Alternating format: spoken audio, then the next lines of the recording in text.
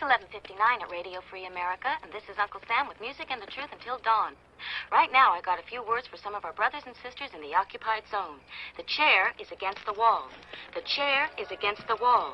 John has a long mustache. John has a long mustache. It's 12 o'clock, Americans, another day closer to victory. And for all of you out there on or behind the lines, this is your song.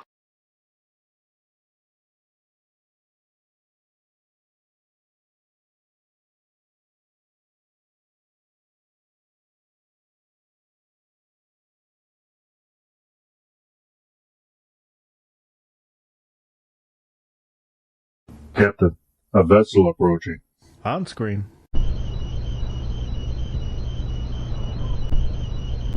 We're being hailed. Every weekend over at gearwebsites.com, our online store, we have free Patch Friday. And that means that every order placed on our store on Fridays is going to include at least one free patch. So that's every order with no coupons, no minimum order, no codes needed. You place the order on Friday, and when it arrives to you, it's going to have at least one free patch. Your support means a lot to us, and financial support is critical. So thanks again to the people who keep us online through purchases at gearwebsites.com.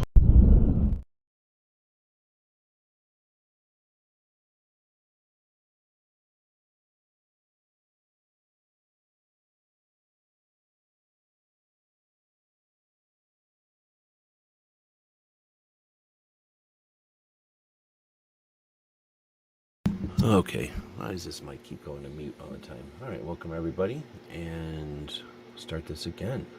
So we go live try to go live every day, but we go live every Tuesday with a focus on creating content as a Second Amendment activist. And since SHOT Show is right around the corner, let's take a look at SHOT Show. We'll start off the show by saying welcome to everybody. Sorry for the late start. I scheduled it for 10 a.m. my time, and then for some reason I was thinking 11 a.m., and then at the last minute here, remembered. So welcome everybody. It is Every Second Matters. So the second day of each month, the idea is to focus on what our Second Amendment protects in some way or another. So we'll probably be doing something later on in the day focused on that. But for now, let's dig into it. So SHOT Show is right around the corner here, and people should be getting ready for that if you're planning on going. And lots of different ways to approach that, lots of different strategies and tactics and so forth. So let's break down SHOT Show prep. We've done this before, and I'm sure we'll do it again. But let's grab what we have written here and let's go put it into Substack, because right off the bat I can tell that this is already annoying. It's too small to read, and to zoom in on it is becoming a pain already. So we'll just open up what's called Substack, and that is essentially like a blog system out there. If you're not using it, I check into it. You can use it as a subscription or a support network. You can get a lot of analytics from it. So if you don't already have some kind of analytics system on your website, it allows you to, so I just did paste there and it came out like a giant horrible paragraph. So I'll undo that and paste without formatting. And now we'll get a much better formatted thing there. Let's see, what are we calling this? SHOT Show Rundown or something like that. So here's the deal. I can lecture, but that's boring because people's experiences at SHOT Show are so different. So feel free to leave some questions, comments, and we can chat about things as people who are joining us live. We can kind of focus it on whatever issues you might have. That being said, there are some general things that apply to everybody, and some things that, depending on who's listening to this and when, you may or may not be aware of. So let's go through and take a look at what the internet robots told us would be important elements of preparing for SHOT Show. And I thought it was pretty good. So we can use this as a structure, but feel free to break in with your own ideas or suggestions or questions. So what I'm going to do first is put in some H2s, some headings on the major sections here. So they broke down SHOT Show prep into actionable steps uh, with logistics, content planning. The next one is networking and collaboration. Pretty good one. Then we've got bonus tips. You get those absolutely free this afternoon for free. All right, so I'm just going to go in and bold some of these things, and then we can go back and check them out. Actually, I probably should bold them as we're talking about them. So let's get back up to the top and talk about logistics. Media credentials.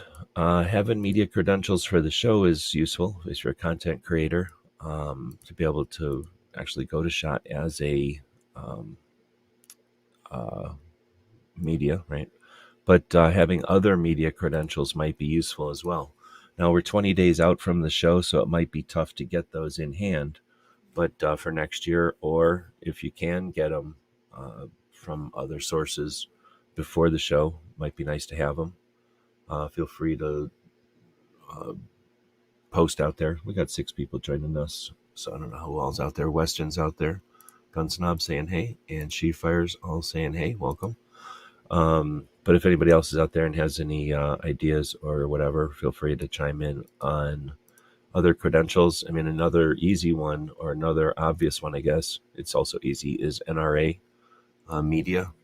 Not difficult to obtain that one. There's a couple that you can pay for. I don't know if POMA still exists, but the Professional Outdoor Media Association was called POMA. They might be gone now. And then there's what's the other one called? Oh, I can't think of that one. There's another one. There's another Southeastern CIOPA, the Southeast Outdoor Writers or something. And both of those were available as media credentials that you could essentially purchase. By being a member, you became an actual media. And if those are just for your own satisfaction, or your own, to help you, give you some encouragement, but they can help pad a resume or give you more insight to how the media side works. Snob asked a question here. I guess I can highlight. What do you think the vibe will be this year? Last year, it seemed a lot of people were kind of down due to the braces, the laws on braces and stuff being affected. With the recent court wins, what do you think the overall feel will be? You guys have been going for a while, and you've seen, the political landscape, I think, has less and less effect on SHOT Show. There was a time there when we didn't have much political issue. And then the end of the assault weapons ban, I shouldn't say there was less, but there was a lot less hype about the political issues. They were consistent. There was always pressure, but that pressure was weak and it didn't really do nothing. So that was always there, but it wasn't an emphasis or anything. Then I think starting in maybe 2000, middle of the 2000s, around 8 or 9 maybe, we started really getting more. SHOT Show got a lot faster at around 8 or 9, and then it really caught speed by about 14. And SHOT Show was essentially up to current. Like for a while there, SHOT Show was not current. Like there was nothing about SHOT Show that was online or fast. Everything was, here's what we're doing, and it's a mock-up because it won't really be ready till August. Or here's what we're looking at, and you won't see it on store shelves till August. So there was this like kind of lag that nobody cared about because there was no one had anything to compare it to. So anyway, SHOT Show's been getting faster and more like up to date or current. Like, I don't say if that's the right way, but more. I think that's the right word. Like, present. So that happened with the influence of the internet and people being more comfortable with the internet, and just because people had the internet as a tool, we all were more current in general. So of course, SHOT Show's just going to be part of that. It wasn't like SHOT Show changed, people changed, and we went to SHOT Show. So therefore, SHOT Show changed, right? So now that we're more current, I think for maybe the span of maybe 13 through 19, I think there might have been some reaction to politics. But I think that after the craziness of 20 and all that, people have gotten a bit of a callous, and I think a little bit different concerns. So I'm not sure. My anticipation is that the industry and people in general are just not going to be as up and down. Like, we're not going to be so worried about the political landscape because it's so both ways, right? It's so even. But I could be wrong. And I'm sure, like, if you talk to somebody in the suppressors, they might have a different opinion of what's going on than somebody with bump stocks, and that might be a different opinion than somebody with bolt actions, and that might be different than somebody with CCW guns. And, of course they are going to be, because they all have a different level of sales or whatever. But the vibe in general, I haven't really been paying attention to industry or like new products and stuff like that. But in general, my impression is that the economy's not doing as bad as a lot of people were dooming and glooming about. And it might not be the booming economy, but with gas sales or gas prices where they're at, and from my perception of what the economy's doing, it's lower, but it's not dead, and it's not like we're in a depression or anything. And I've been to SHOT Show when it's bleak, when it's like it's meager. I don't know what the words are, like when not much is happening. Definitely had SHOT Show years like that, where there was just nothing new and nobody cared, and it was people going through the paces. I don't think it'll be like that. I'm almost positive it won't be. But is it going to be like the best year ever? There's no external influences like the lack of, the SHOT Show ended for a year and then didn't go to any other town or anything, just decided since Vegas wouldn't let them go, they wouldn't play. And the consequences of that were like Mossberg and SIG, like big companies decided not to show up at SHOT Show anymore because they were hesitant on whether SHOT Show is worth the money anymore. But so there was, that happened in the first year back, and that created a perfect storm for one of the best shows ever. Nobody planned that, and no one could have anticipated it. But I just don't see anything creating that this year. So I don't think it'll be that awesome this year. It's possible that a lot of, since we had the reaction, a lot of people went to 20, was that 22? Like 22 was great. 20 was the last one before bullshit. Then 21 didn't happen. 22 was like the best show ever.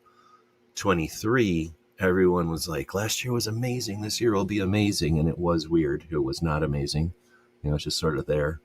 And from my experience, a lot of people said stuff at SHOT Show and then didn't follow through. Like, oh, SHOT, this is going to be a great year. Let's work together. And then didn't follow through. More than a couple of people I know had that experience. And, that has,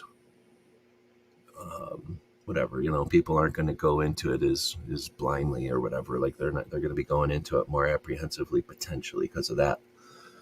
And those people that said, yeah, let's work together and then didn't, they're probably not going to even show up. Like they're not going to want to play again, because I don't know, who knows. So I think we're going to see, or maybe they'll show up, but they won't be in the game anymore. So I don't know. I'm not sure. Like, I don't think Mossberg and them are coming back. They still think that they got to save face and act like SHOT Show doesn't matter anymore. And there's always been a contingency of people who don't like SHOT Show. They think it's bad or whatever. But I don't think there's enough of that to make anything to affect SHOT at all. As far as the laws and stuff, everybody's pretty numb to that, I think, as well. So I think as far as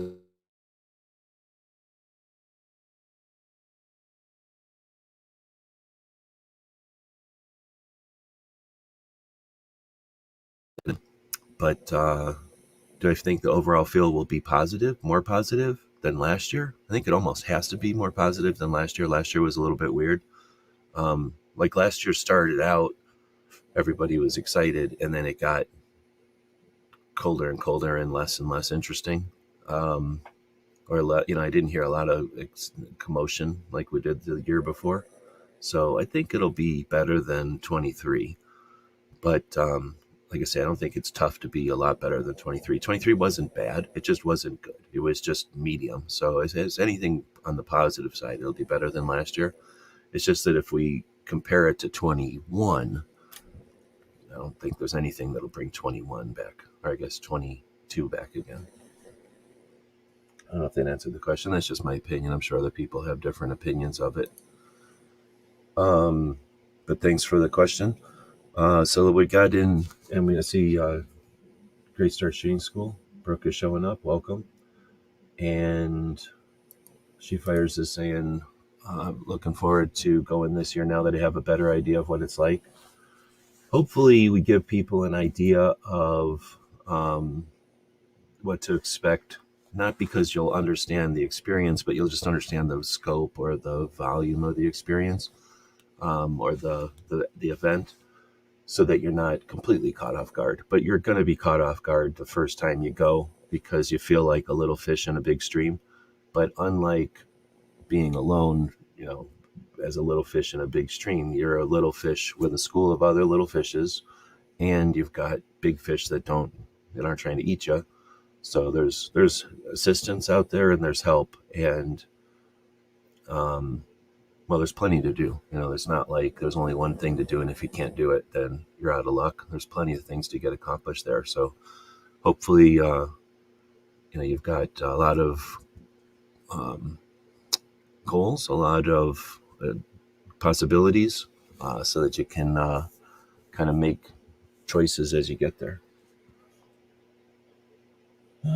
Defense Ed is out there. Welcome. Gizzard's out there. I don't know what this will be. Gizzard's 5th or 6th year, something like that. 5th year. Brooks' first time. Feel free to say which how many times you've been to SHOT, so that people can get an idea of who all we're chatting with tonight, or this morning, I guess. Gunswater's asking, SHOT Show is always in Vegas. SHOT Show is a vendor show for me. I don't see ever going. I'm not a vendor, and I'm not flying as long as the whole, you have to take off your feet and x-rays and cavity searches and stuff. I get that. I like driving to Vegas personally because I like road trips, and even if I was on the other side of the country, I would just consider it an excuse for a road trip. And a road trip to Vegas is unique because Vegas, well, it used to be open 24/7. It's still open pretty late. Some parts of it are open 24/7, and you've got the buffets and the inexpensive things to, attractions, inexpensive things to do. And now you can go from everything from family friendly to, exotic in all different directions. But as far as a gun person, we've got something like 10. Well, I haven't actually checked in a while. Maybe I have time to do that before SHOT Show this year. But, at times we've had up to 10 or 14 different machine gun rental opportunities or experiences available to people to go into Vegas. So as a gun person going to Vegas, there's a lot to do there. And it's not unique anymore because Florida has a lot of recreational firearm stuff. Some other states and places have leaned into that as well. Dallas or Texas, I guess. But Vegas still is unique in that it has the weather. It has the other destinations, other things to do there. They'll pick you up at your hotel in like a up-armored Humvee and take you back to the thing. Or if you got a group of people, they'll probably come get you in an MRAP or something. Take you to the place to experience the machine gun shoots. So Vegas is a cool place. But flying in isn't bad either. It's the kind of town that has so many fly-in visitors internationally that the people in Vegas, at least on the Vegas end, are very competent. I haven't heard too many horror stories. I mean, this will be my 19th year, and I can't even count on one hand how many times people have had issues at the airport.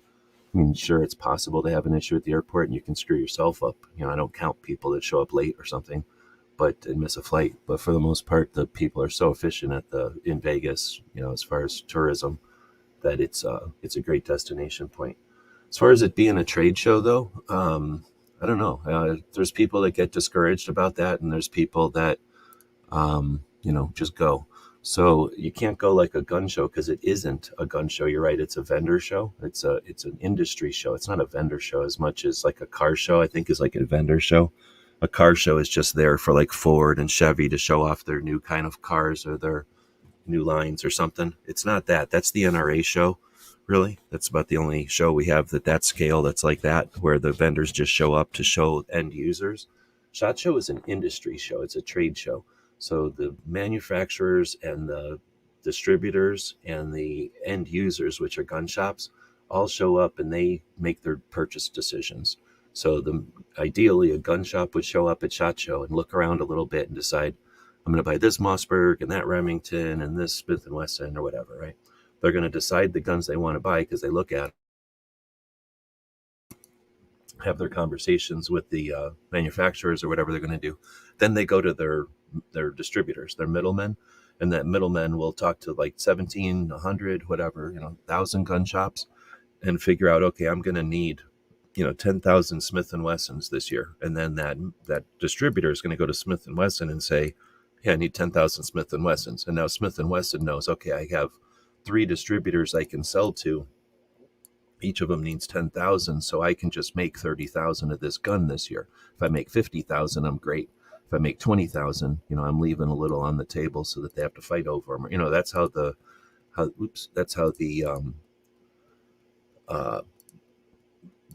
trade show part of it gets done. Now, as far as showing up there, you can get in the way of all that. You could be an asshole, get right in the way of all that. But for the most part, that's just all being done. Those are the conversations that are being had as we're walking by. But the booths are still there, right? So people step aside and they have their conversation about how many units they might need this year. And while that's happening, we're walking in as media and taking some pictures and stuff. And while we're in there taking pictures and stuff, 2 or 3 other gun shops are walking through and they're taking a look at what they might want to buy, or maybe a shooting range, or maybe, another manufacturer is just, taking a look at their stuff, but whatever. Like there's people walking in and out. Some people are there to do business. Some people are just looking around. There's procurement. There's people that are buying stuff like for shooting ranges or departments or, units or something. And then there's lots of stuff. So there's all this stuff going on, but none of it is, let me buy this off of the shelf right now. In fact, that doesn't happen at all because it's not that kind of show. And it happens for 4 days. So there gets to be some nuance to, the first and second day are kind of the orientation, familiarization, get your bearings. Depending on how new you are to the show, that's when you figure out where stuff is and who you're going to need to talk to, and if it's possible to talk to this person an hour after this person. If they're 2 hours away walking distance, you're not going to be able to talk to them within the same hour, right? You're going to kind of figure that stuff out the first couple of days. The second couple of the last 2 days of SHOT Show are going to be more, okay, well, let's finish things up. I didn't talk to that person. Let's make sure I talk to them. So it gets to be a little bit more, finishing things up and finishing things up. So it can be a little bit of strategy, how to approach the show. But as far as being there and getting there, like they don't really, and there's not really too many paths to just show up at SHOT Show and stand around because it's a show for business. It's kind of oriented towards getting business done. And they don't encourage or really allow people to just show up and stand there. But that being said, every gun show that shows up has, I don't know how many anymore, but let's say the potential to bring 3 or 4 people, or 2 people at least. And a lot of gun shops that show up can't afford to send that many people. They just don't want to, or they can't afford to, whatever. And in that case, they've got the potential to bring more people than they actually need or can. And if you can pay for your own airfare, and if you can be useful to them, maybe be a gopher, be a driver, somehow be useful to a group that's going, then that's one way to go. Same thing if you're working with the manufacturer or one of the distributors. They have teams of people showing up that they pay to be there. So if you really wanted to go to SHOT Show and you really didn't feel like creating content and you really didn't want to pay for it, you could go get paid to be there. So I won't get more into it than that because that's all there's to it. There's like 20,000 gunshot or 20,000 booths at the show. So that's 20,000 opportunities. You figure each one of them is probably going to hire at least 5 people. There's something like 100,000 jobs at SHOT Show. Some people aren't going to bother telling you about that or encouraging you to do it, but it's just, we're capitalists, right? So if you don't want to go somewhere, you don't want to pay for it, get paid to be there. Or, hustle and make content, and then people will pay you to show up and look at their stuff and play show and tell. That's always fun. But it wasn't always in Vegas. Their excuse now is that it's too big of a show to be in other states. But I'd like to see other states, prove that wrong. Take it someplace else again. That'd be great. It was a different dynamic from 2005 to 2010. It was at a different venue each year. I think maybe a couple of times it stayed. No, actually, it was a different venue every year. It would go back to the same places, so we kind of got used to how it was going to be set up, but it wasn't. It's always set up a little bit differently just because of the nature of things. So back in the old days, going to SHOT Show, you spent 2 days just figuring out where stuff was, and then you got work done. So you went to SHOT Show for 4 days because you kind of needed to, if you wanted to get a lot done. It was also used to be Thursday, Friday, Saturday, Sunday, and then one time it was Friday, Saturday, Sunday, Monday. So they've done it other times of the week also. In 2010, they went to Thursday, Friday, or whatever, Tuesday, Wednesday, Thursday, Friday, and then the media day on Monday. They started that and they left it there. And then they went to the Sands and they stayed there. So it used to be at the bigger, better convention center, but the concrete convention took that one over, and SHOT Show went to Sands, and then they just made Sands bigger to fit SHOT Show and other shows, I guess. But if the show's too big, maybe have 2 shows. Maybe divide up military, law enforcement, or hunting and guns or something, and have multiple shows. But I think if you get into the history of SHOT Show, the reason it exists is because there was multiple shows, and it was bugging everybody to have to go to 3 or 4 shows every year. So anyway, without getting into too much history there, thanks for the question, and hopefully I answered it usefully. Let's see. Great start shooting. Our Brooke is signed up for some of the seminars on Monday. I already gave her a lecture on that. It's not wait, you're going on Monday, literally, or Tuesday, the first day of SHOT Show? If you're going to the lectures on Monday, you're missing the range day. So if you're missing the range day, I'll let everybody else tell you their opinions on that. Those seminars, you'll experience them on your first time, and I'll be looking forward to the feedback. I wish that Toby was going again. It wasn't his first year last year, but it was his first year going to the seminars. I met with him right before one of the seminars, and it was like after they'd already been to like 2 of them. And there's no spoilers here, but main thing is they're $75. It's, come on, we're already getting there and everything, like $75, really? Let's see. So Snob's saying, what do you think the snack situation will be like in the media room this year? Probably poor. They have too many media. I'm assuming it's a factor. So back in the old days, in 2005, when it was at the old convention center, the media room was really far away. Like you had to leave the one building and go across this thing and go upstairs and then go down this one hallway. And it was really far away and from the rest of the show. So, and it was smaller and it was different because it was smaller. And because it was smaller, and I think they were trying to get people back there, they would do breakfast or stuff at least every morning. And it was worth going to. Like it was a spread. And that would be like every morning. But the thing is, all the old writers and stuff would know about that. And we didn't even know it was a thing because we didn't get there early enough the first couple of times. And then we figured out it was a thing and started getting there earlier. But these old guys would get up there and just wail on that food and it would be gone pretty quick. But there was a pretty good spread back in the day. And then because you had to walk so far, they would set up kind of traps before you got there. And like state of Wyoming or the state of Tennessee or whatever would like offer breakfast. And they just have this big room set up with breakfast in it, like a breakfast, whatever, like a buffet or whatever, like, when the big conference rooms will set up, and then they'll have chairs. And while you're eating, they're telling you about whatever, Wyoming or Tennessee or whatever. And that was pretty neat because then you get to watch a slideshow about some state and you're looking at waterfalls and all the cool stuff they got.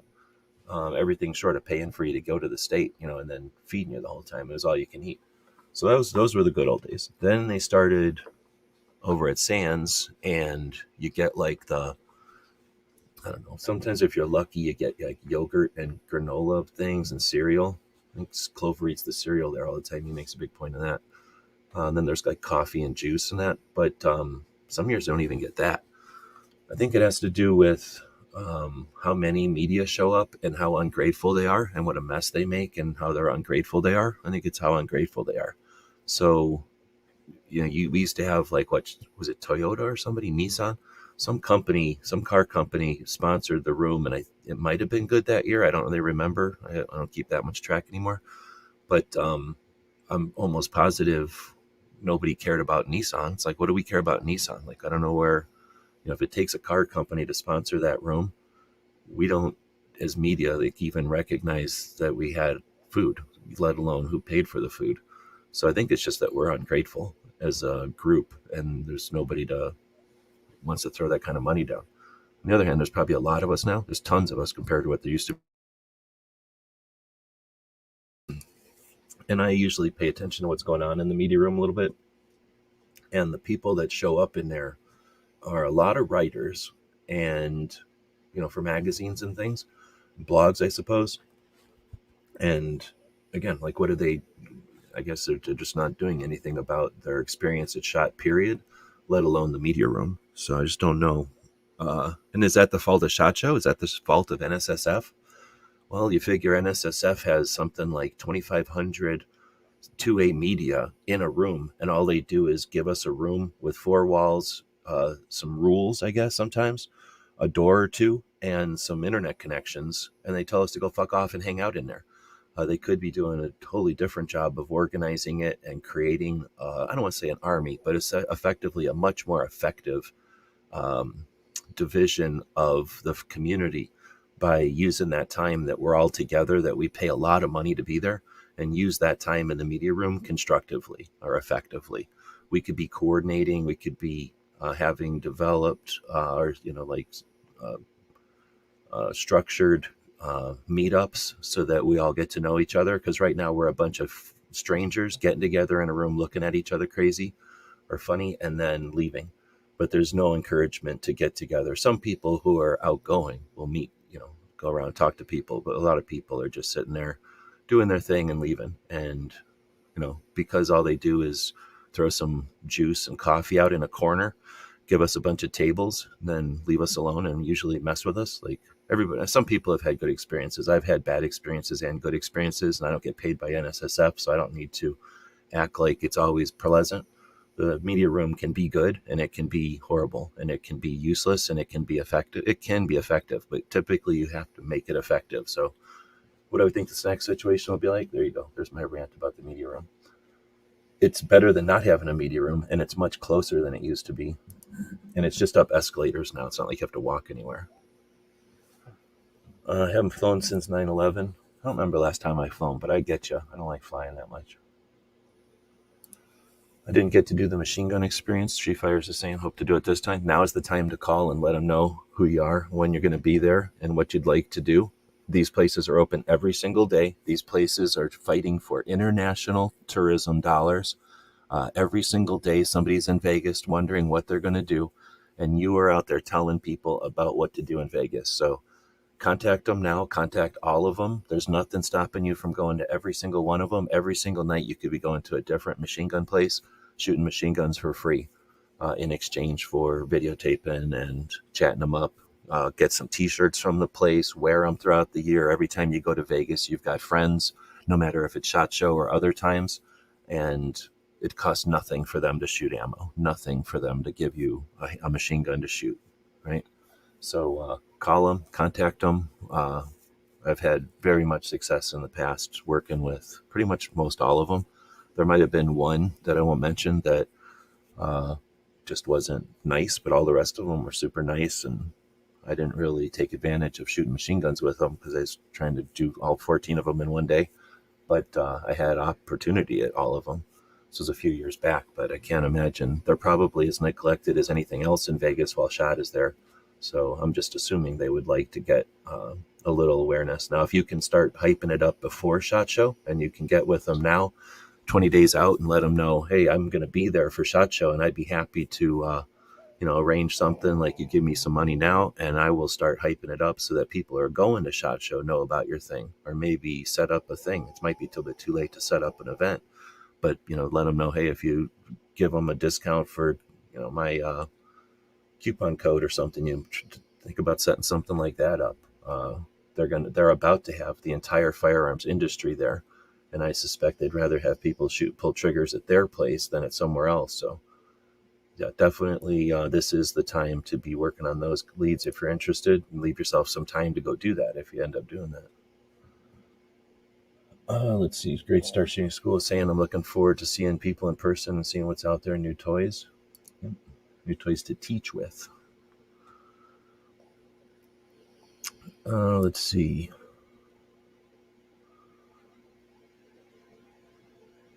Unapologetically armed is out there. Good morning. Welcome. You never heard of anybody having to do a barefoot thing? Oh yeah. Depends on how much of an a-hole you're being, and how random of a thing you get. But you can have some pretty intrusive things happen at an airport. Not everybody, but there can definitely be that. Let's see. Defense Dad is saying SHOT Show has never been anything that's interested me, and I think that's okay. I can watch the content others create, and if I get tired of it, then I don't have to watch. Yeah. Other people complain every year that SHOT Show is talked about too much, and I don't get that. Watch something else if that's not your cup of tea. Yeah, that's a certain type of people who will do the brace yourself, SHOT Show's talk is coming. Those are the people that are that expect a lot and expect a lot. Like things should just vaporize in front of them. They don't like to think about the creation or the how a thing gets done. They don't want to see any of the stuff in the kitchen. They just want the menu and the food on the table. And if the wait person gives them any amount of issue, then they're going to give the restaurant a bad review. And what are you going to do? Those people are allowed to be crotchety. Let them be crotchety. They don't show up at SHOT Show, so who really cares? But yeah, there's definitely people that have a fit about SHOT Show. Now, I can remember when it all started. There was a time when no one knew about SHOT Show. You'd have to find the magazines that even talked about it because it was an industry event, and because no one would go to it, no one really covered the event itself. And for me, one of the reasons I cover the event is because that always bothered me. Like I had to go find the article in SWAT magazine, or the one little thing that would show up in March in American Survival Guide or something, and they would mention here's the cool stuff we saw at SHOT Show. So I knew SHOT Show was a thing, but it was essentially secret, or at least not covered at all as a show. Only the stuff was ever covered. And then you had TV come along, because that was the magazines. Then the TVs came along in the eras of cable. So first there was the giant satellite dishes in your backyard. And those days you had people like Johnny Rowland's Shooting Show. You can watch that on YouTube. And Johnny Rowland would go to SHOT Show with his TV stuff and film. And then months later it would show up on the satellite TV, right? Well, then the cable TV came along. They had bigger budgets. They had shows more often. So they ripped off Johnny Rowland and did Saturday shows on cable, on the outdoor channels. And that's where you might see a little hint of SHOT Show stuff. But essentially, they were the ones that were like, let's do a video version of a boring magazine article. And those are the people that sort of would talk about SHOT Show like, we can go to SHOT Show and you can't. But here's what we saw before you'll ever see it. And we'll give you a glimpse of what we pulled triggers on. And that's when it started, when those assholes on TV started talking about SHOT Show, like, here's what we can do and you can't. That's where it started. And some people get offended by that, and other people get jealous of that, and other people don't pay attention to it, I suppose. But the people that got mad about that, they're pissed, right? The people that got jealous probably, well, some of them went to YouTube. And eventually when YouTube came along and the internet and stuff, because before the YouTube, we had about 10 years of internet where we were just taking pictures of stuff and putting it on the internet, on forums and stuff. So some of those people started going to SHOT Show at that point. Very few. There was only 15 of us that were taking pictures for the internet back in the day. Then, but a couple of them were total douchebags. Then you get video starts in 2009 and 2010, and now 2012.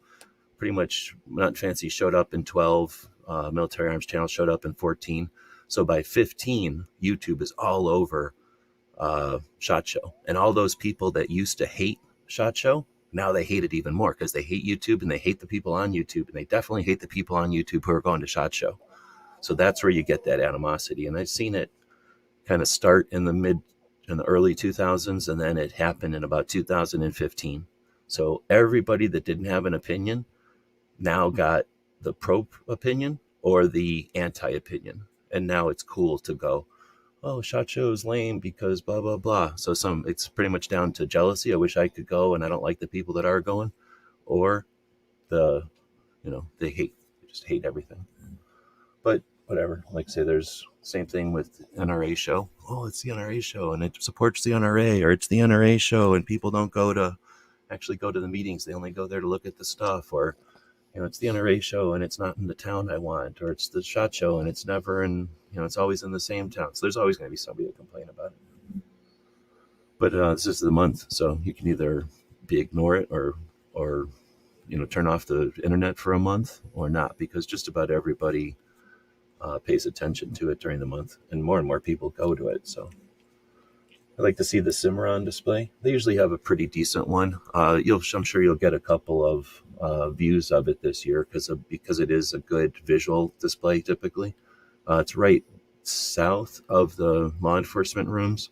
So the way, depending on how you're walking through the show, it's kind of over in the side of the big room. But if you're coming out of law enforcement rooms, you walk right into it. And it's impressive because it's around a bunch of safes and foreigners and stuff that never have good displays, and the safes are boring. So as you walk out, there's a bunch of boring stuff, and then boom, like Cimarron's the first guns and everything you see, and it's right on the end cap always. So Cimarron will be usually featured in at least a couple of people's pictures, but because they have old-fashioned guns, not too many people stop and take videos of them. Not 100%, but I never found an invite to range day because I am going to mostly the free stuff. Oh, okay, good. Okay, so in the future, we failed you there. So I didn't do any kind of job of gathering intel on who's going and who's not. Just people would show up in these chats and stuff that we do on Tuesdays, and people would say I'm going or not. When we had gun channels, we had a better job of having shows dedicated to it and kind of making sure everybody was up to speed and making sure everybody wasn't getting left behind or whatever. But each person who goes to range day, once you've gone, you then can invite 3 people to range day. So it's not difficult to get an invite. You just have to talk to somebody and get an invite. And that's us all failing you because we didn't realize that you didn't have an invite. At this point, it's probably too late. It might be possible to make some phone calls if you really wanted to and just bug them until they decide to go click whatever buttons. But typically by about the first of the year, they decide our policy is we're not going to click any more buttons because otherwise people would be bothering us all the way up until the day of the show, which I can understand. But I have also seen it happen, I don't know, half a dozen times or more at this point, where way past the deadline, somebody decided I'm going to keep calling until I get in, and they get in. It's not like they're trying to keep people out. They're just trying to not spend every single minute of the January getting ready for SHOT Show, also helping people with their regular registrations.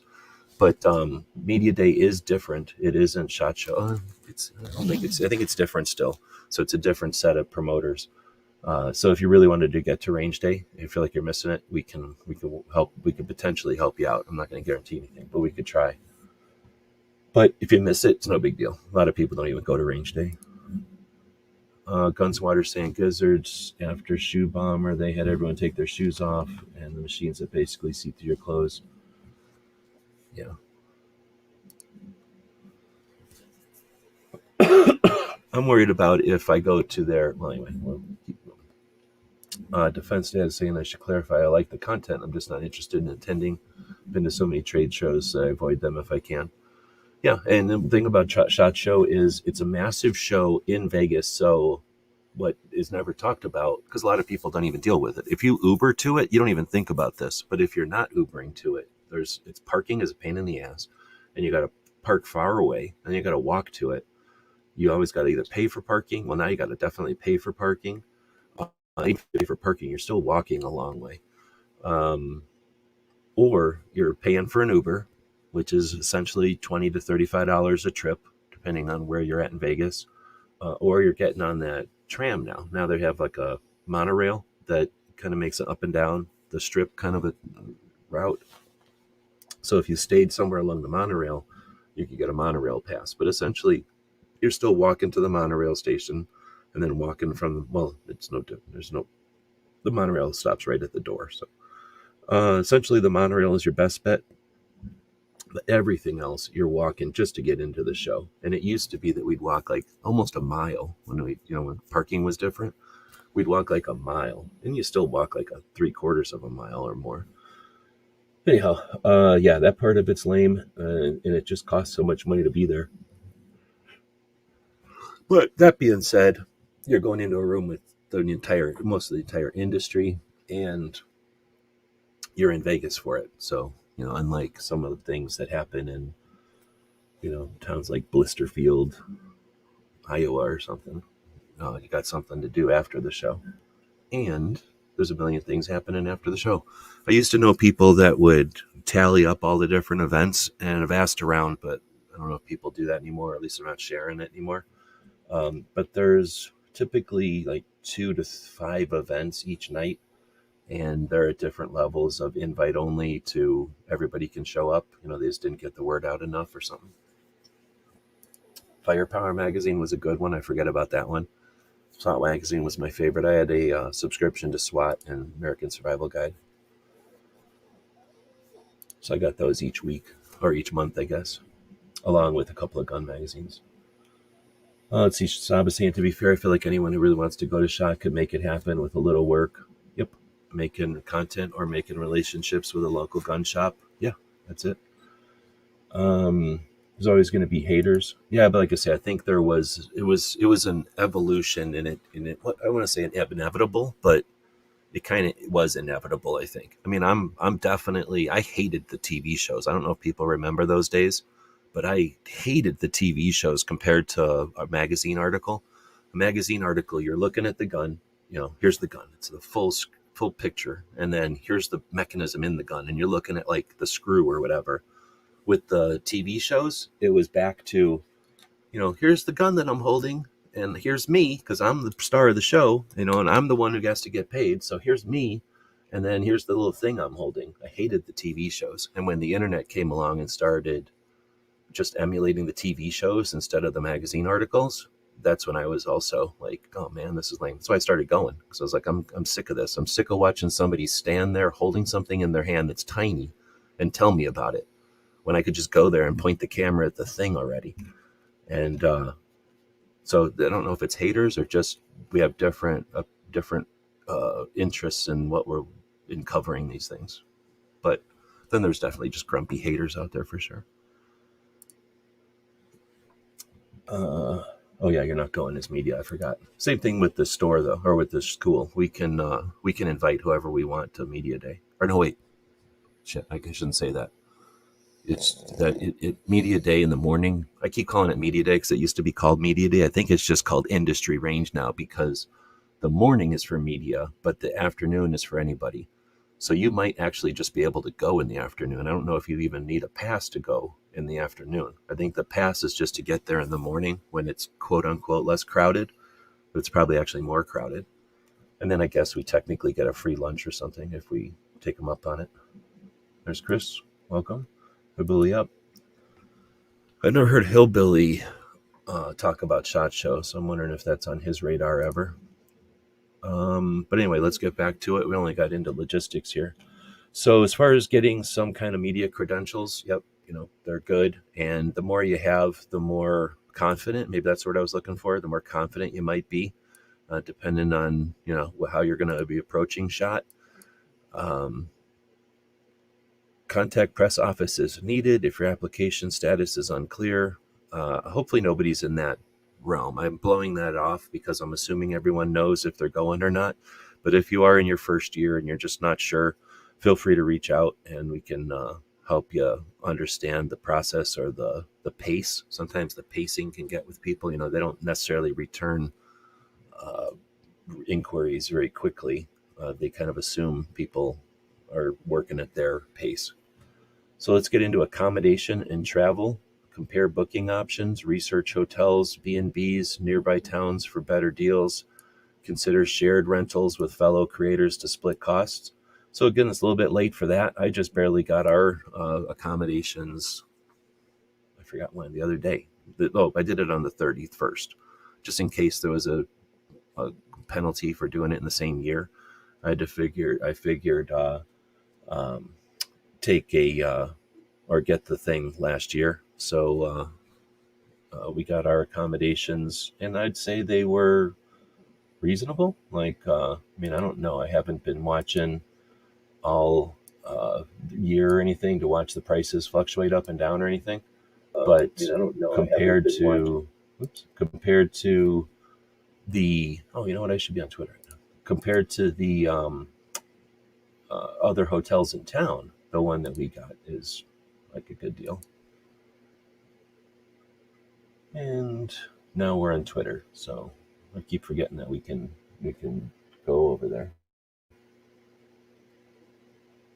Let's see.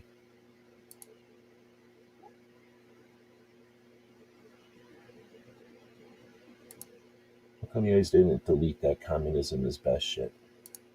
Go ahead and delete people that are weird on my channel if you're a mod. I have a zero tolerance policy on weird shit. Somebody coming in talking about communism is enough of a red herring to delete them. Hillbilly up, where'd it go? I can't shoot seltzers at range days, so really not interested. Yeah, they don't do too much with interactive targets. Let's see. Snob is saying, to be honest, the whole reason I even got into YouTube stems from the old Jim Somebody TV show and his SHOT Show videos. Then I learned YouTubers could go. Started a channel. Right on. I don't know that person. All right, so first off, considering shared rentals with fellow creators, I think that has a lot of value, not just in the economic costs that you're saving, but then you have shared rides, you have just camaraderie, right? Other people doing the same thing as you.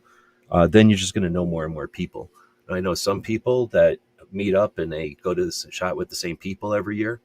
I know people that go there kind of solo, I guess, or hang out with others. And let me try to think. Talking and thinking at the same time is actually pretty tough. I think I must know people that go on the regular, but then don't go with the same people each time.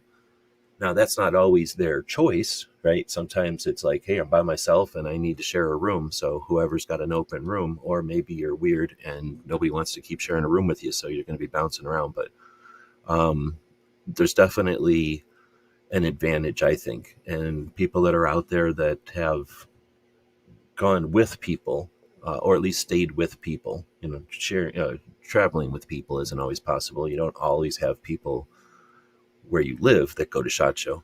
But if you meet up with people and then share costs, let me know if that's been an overall bonus or a benefit in more ways than just economical. But in our experience over the years, it's been 19 now. I think I actually recorded it one year. So maybe I have ability to figure this out easier than I am. But I mean, like I say, we've gone from 2 to 7 people. And so our crew has changed over the years. So it's been like we've had other people with us. And when Bob would show up, that was maybe 2 or 3 years. So there was some consistency. Like somebody like Smeggy, I think only showed up 1 year, maybe 2. So we had, people that show up for the regular, like on the regular, and then people that show up kind of intermittently. And that creates at least the ability, kind of the experience of staying there with different people. I mean, I personally stayed in SHOT Show in rooms with like probably 7 or 8 different people over the years. Not just Joe. I mean, Joe's always there, but then everybody else, like probably 7 or 8 different combinations. And then there's been years that Joe's in his own room. So it's like we're always, we're at SHOT together, but we're not always like traveling together. So I think there's something to that too. If you're stuck with the same people every time, consider shaking that up a little bit, because there's a benefit there. The community getting together at SHOT Show, it facilitates commerce and it facilitates relationships, but the experiences shouldn't be denied either. And if you keep getting into a rut with experiences, consider mixing that up a little bit. And then if you've been doing hotel, I can definitely tell you, if you've been doing hotels, try something else. And if you've been doing houses, try something else. Because I kind of, I guess, by cost, I don't really care. So whatever's I can afford each year. But I've gone everything from staying in the van, literally, to we've been in fancy places. So I've been in fancy places too. And I've definitely hung out with people who've been in fancy places and then found out if they regretted it or not. So try some different things. There is no perfect way to do SHOT Show. And whatever you've done, I would say there's not too many ruts. There's not too many channels or paths to do SHOT Show that are perfect. And you're going to get your plans mixed up at some point. And if that's your only experience with change, that's not the same as intentionally changing. So I'm going to encourage people to intentionally change where you stay, because that's an easy one to change, and it'll change your experience over the years, or at least it'll let you compare your experiences. So, you can't have great experiences if you don't have bad experiences, and you shouldn't prepare for bad experiences, but allow yourself to have differences in experiences, right? So book flights and transportation early. See, I didn't. So I don't know about that, especially in Vegas. One of the nice things about Vegas is there's so many places to stay. It's such a tourist town, especially with the Airbnb things now. I don't want to say you never have to wait or you can always wait, but you're not always at a financial penalty if you wait.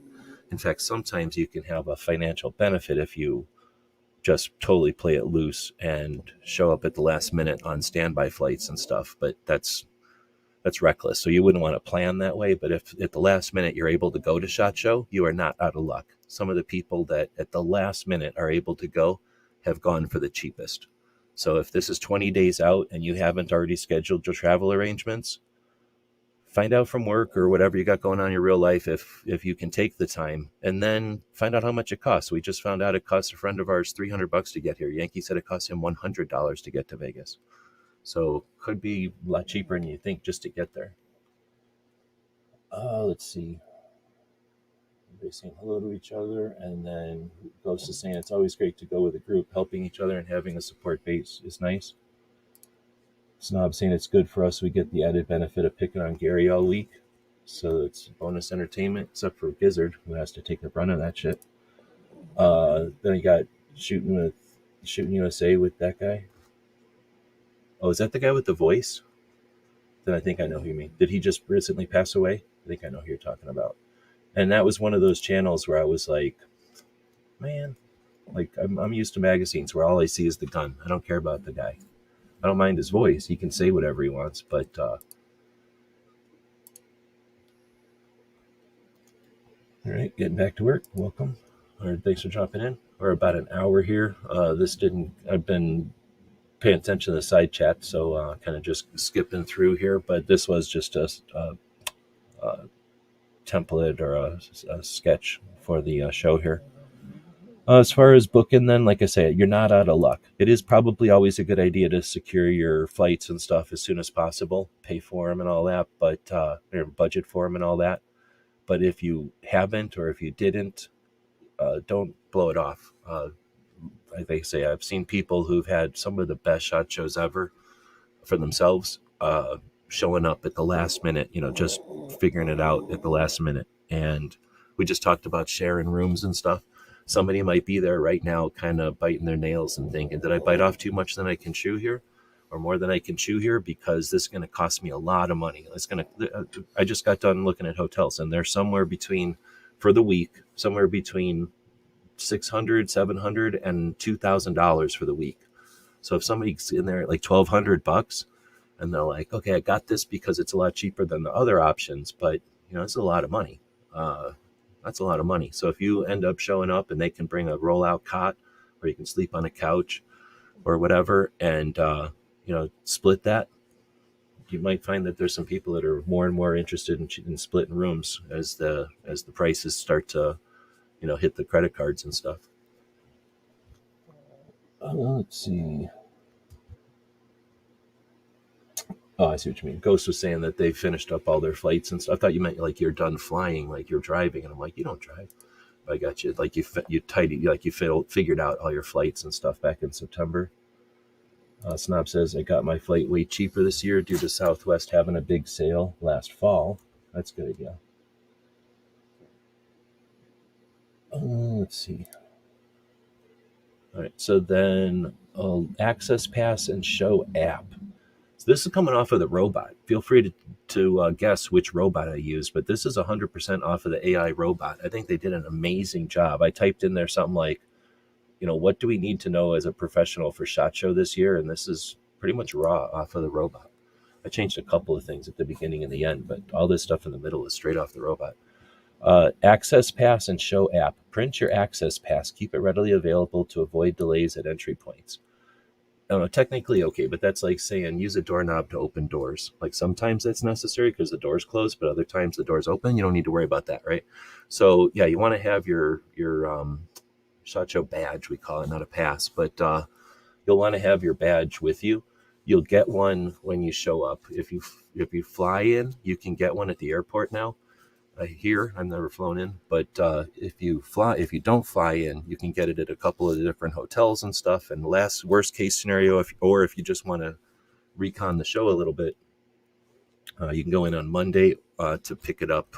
I think Sunday or Monday, you can pick it up at the show as it's being set up, and sometimes that's kind of interesting.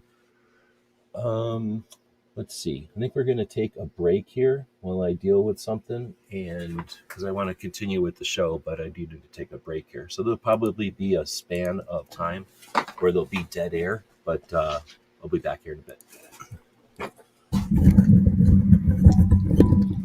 And I'll click this. I think I'll try clicking this. Captain, a vessel approaching. On screen.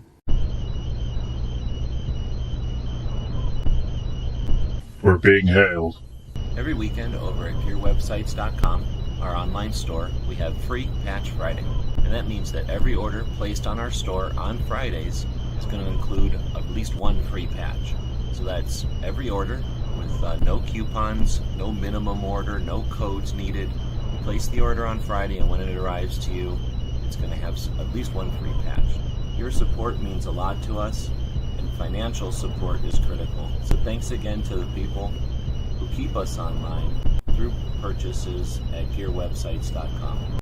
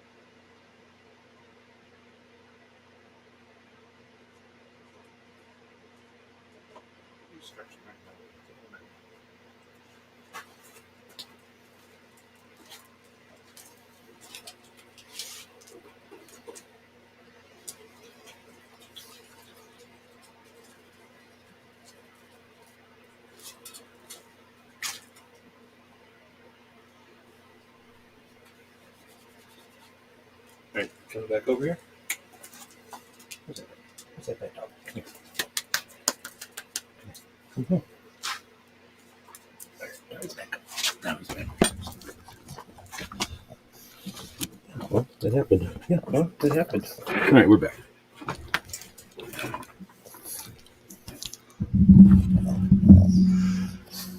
So hopefully everybody had a good break there.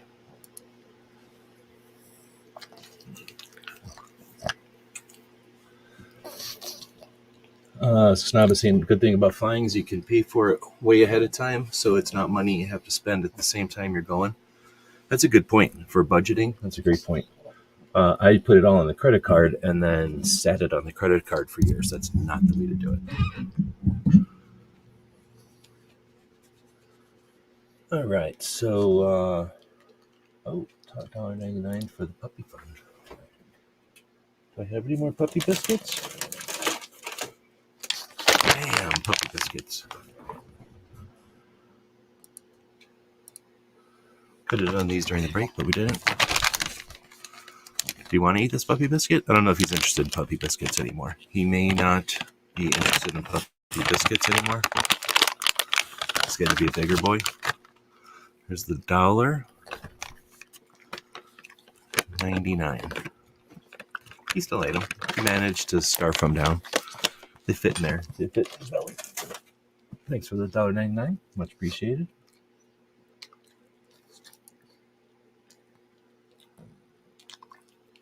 All right, so getting back to this thing, we'll put the puppy down in the corner again. As far as keeping it available, they will give you another one, but they're kind of a pain and it takes forever, I think, or it takes time. So, yeah, don't lose your badge. In 19 years, I think we've dealt with lost badges like twice or three times. Like, I know I've dealt with it, but I can't even remember. I'd have to think hard if it was more than once. But that's a good badge holder. I don't know if I should do a badge holder video this year or not, but you can only make one first impression. Let's leave it at that. You can only make one first impression. And the first thing people do when they see you is look at your badge. First thing they do. They look at you, they look at your badge. First impression is your badge. So walk around the shitty badge holder. Keep getting what you get. Then we get to download the official SHOT Show app. Utilize the interactive map, exhibitor list, and session schedules for efficient navigation and planning. I don't want to boo on the sessions, the classes that they have, but boo. You're going to SHOT, you're paying a lot of money to be there. Unless there's something amazing that's going to happen in that room, something collaborative, something that they're going to do that couldn't be done in a seminar. This is 2024 for crying out loud. You can do all this stuff online. So I'm going to continue to be against the get-togethers at the show until I see value, until I hear that there's great value from them. I hope that sounds like Brooke is going to some of the cheap ones or the inexpensive ones, but let's see. But otherwise, the interactive map can be pretty handy. One of the nice things about it being at Sands complete only, like it doesn't change until the craziness of 21, really, the layout had been fairly consistent. They added the new building next door, the Caesars place, or whatever it's called, and that added a new thing to know about, and a little bit of the booths. Well, the booths shifted to get over there. 22 was our first year with that, right? I think 21 was supposed to be the first year, and then they canceled it because they're cowards. But 22, I think, was the first time we had to deal with the next door, and it just happened to be a stellar year, and that just added to the experience, but it didn't really hinder it. Now it's people that are going have either acknowledged that it's mixed up and it's scrambled, which, like I say, we used to deal with all the time, so it's not a big deal for those of us who've been going for a long time.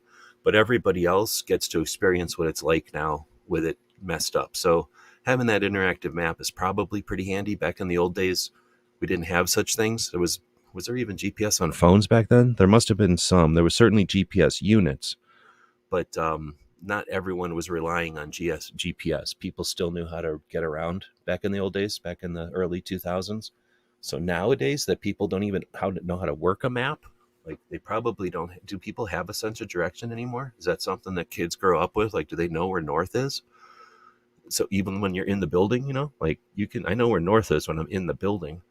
So having the interactive map can probably be useful / necessary, depending on, your ability to orient yourself. Exhibitor list. That can be super handy just to know who's there, who isn't, where they are. The session schedule is already bitched about, and then efficient navigation. I'm pretty sure you'll have to have a conversation with somebody who uses the app more, but I'm pretty sure the app can even walk you to where you're going. Like you can say, I'm here, or it knows where you are, and you say, I'm going to this booth, and it'll tell you how to get there. So it can be pretty handy. Gear check. We've talked about this plenty of times, but we'll go through it quickly again. Pack essential camera and audio equipment. A camera, body, lens, microphone. I don't know what that's all about. So a camera, a microphone. It says consider lav mics for interviews. So those cordless or wireless, I guess, Bluetooth mics. Sounds good. Sounds like it's easy to do, but every single thing you're adding to your gear, you're paying for it. You're losing it and you're paying for it a lot, right? Like you're paying to have it if it breaks or if you lose it. Now you just paid to have something broken. You learned how to use something you can't use. So get stuff that's good. Make sure that you've tried it ahead of time. So you should, by now, 20 days out, you still have the option to set your stuff up, go to somewhere noisy like the gun range, and record some stuff. Go somewhere noisy like a gun show if you get the authorization from their promoter, and record some stuff. But go use your microphones and your cameras somewhere noisy now. Figure out how to edit that, figure out how to adjust that stuff now, so that at the show you've got it all figured out. Tripods, there's no way you're going to ever convince me to carry around a tripod at SHOT Show, so this robot is stupid. Lighting solutions, no. Now a tripod and a portable lighting panel for your hotel room, for your B&B, yeah, no problem. Like, yes. Bring in a tripod and lighting in your vehicle, like if you have your own vehicle, like a rental or something, or you drove there to a party or someplace where you might, somebody might go, oh crap, I brought all my backpacks. Yeah, let's set up a thing and take some pictures. Yeah, okay, have your tripods and your lighting with you when you don't have to carry it. But if you're carrying it on your body, no. For one, you should be picking up patches because you either are a patch person or why are you even going to SHOT Show? Or you should be picking up stickers and keychains and other stuff. And if you don't understand why, then here's why. Because one, it's cool. And two, it helps get the word out about those companies. And three, it gives you something to give away. So you want to have a relationship with a company that's got keychains. You can ignore those keychains. What if they got coasters or stickers? They're not patches, so I'm walking by. Well, you know what? They paid for all that stuff and they brought it to SHOT Show and they don't want to drag it home.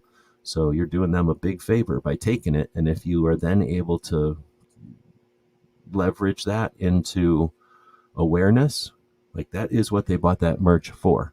So if you're not carrying, if you don't leave yourself room to carry that stuff, then you're leaving all that potential at SHOT Show. Part of your effort at SHOT Show is to drag shit home to give away for people. Now, you don't have to do that. You can be one of those people that just goes to SHOT Show and then, look what I got. And then I'm sure a lot of people love to care about what you have. Other people want to find out what you brought them to have, like what you're giving to the ground with a bunch of stupid lights and tripods, or you could walk around with empty pockets that you can fill with stuff. And then when we're talking about that, you probably want to consider, even though I hesitate to say it because I've had bad experience with the hat check or whatever it's called, the coat check. There is a place upstairs near the media room usually, or in the media room sometimes, who I've had bad experience with, but other people have not. And you can check like a box or a bag or something, drop that off in the morning empty, go around with your other bag with empty pockets, filling it up with stuff that you're going to be bringing back to your audiences, and then fill that thing up and remember to get it at the end of the night, and hopefully it doesn't get stolen from you. But, that's one option. Or carry an empty backpack and just deal with it. You're carrying free stuff around. Carry free stuff all day. Again, part of SHOT Show is getting tired and doing work. Or don't, just go to SHOT Show and enjoy it and tell everybody about what a great time you had. Let's see. Gizzard is saying, or Ghost is saying, the app is antiquated, but it's helpful. And then good. The exhibitor list for 24 last Friday. Our Snob is saying, I bought a tiny little lightweight light for SHOT Show last year, and it was very helpful for pics when the lighting sucked. Like a flashlight, you mean, or like a LED light panel, like they're saying? Snob is fancy though, so he has fancier cameras than me. Everybody's got different opinions. I'm year 19. I've never carried a fancy camera, and that's me. Other people use SHOT Show as a way to stretch their legs with their fancy cameras and stuff, and there's everything in between. Test batteries and chargers. Replace worn out batteries. Pack ample backups. Consider external battery packs for extended shooting. Yeah, if your phone battery sucks, this is the time to order one right now so that you get it before SHOT Show. If you have a phone that doesn't have a battery that comes out, well, consider your choices. What did you do? Why did you make that choice? If you've got a phone that needs to be plugged in to be recharged, then you better have some kind of battery backups that you can carry around. I haven't used battery backups in a while because I don't carry around a bunch of stuff. But if you are carrying around those LED panels or cameras and stuff, and charger microphones and things that need to be recharged, consider carrying around a battery. There are places to charge at SHOT Show, but you're then tethered to the thing, or you're tethered to the thing when it's charging, but you're also dependent on whether or not they set those things up this year. The last couple of years there's been charging stations. And then I guess third and least potential, but there's still the potential. Somebody can open up that little cabinet and somebody can put whatever they want down there and put a little wire going to whatever they put in there. And somebody's going to come along and plug in their phone to that. So there is a potential of bad actors fucking with those phone charging things. Like, I would never use one personally because of that potential, but I understand that's a bit of paranoia. So be aware. And you can get dummy USB, what are they called? Like USB dummy connectors, where it'll essentially only let power pass through your USB port. Highly encourage you get one of those. If you're going to be using other people's chargers, you can get a thing that you plug into your phone and it only lets the two power lines go through, none of the other USB lines. So if they give you what's quote unquote a charging cable and it turns out to be a data cable with something on the other end that's dropping a virus on your phone, you can get things that'll filter that hard, physically. But when we're getting into that, I'm going to just go ahead and say, for security, depending on if you stay at a bed and breakfast or even if you stay at a hotel, I think it's probably worth getting one of those camera scanners that can scan the room for cameras. You got all kinds of weirdos. You got all kinds of paranoid people. You got the people that own the property. And cameras cost nothing. Cameras do not cost much. And a camera can look like a light switch. It can look like a fire alarm. It can look like a mirror. It can look like a clock. Almost anything any of the knickknacks in a place can be a camera. They can be connected to power. They can be wireless. It doesn't cost much. It costs like $40 to get a little wand that'll go around and tell you where the cameras are. You don't have to worry about it if it's like a B&B. You just move a plant or move a chair into the way and have some privacy. But if you find it in a hotel room or something, maybe that's a free stay at the hotel. I don't know.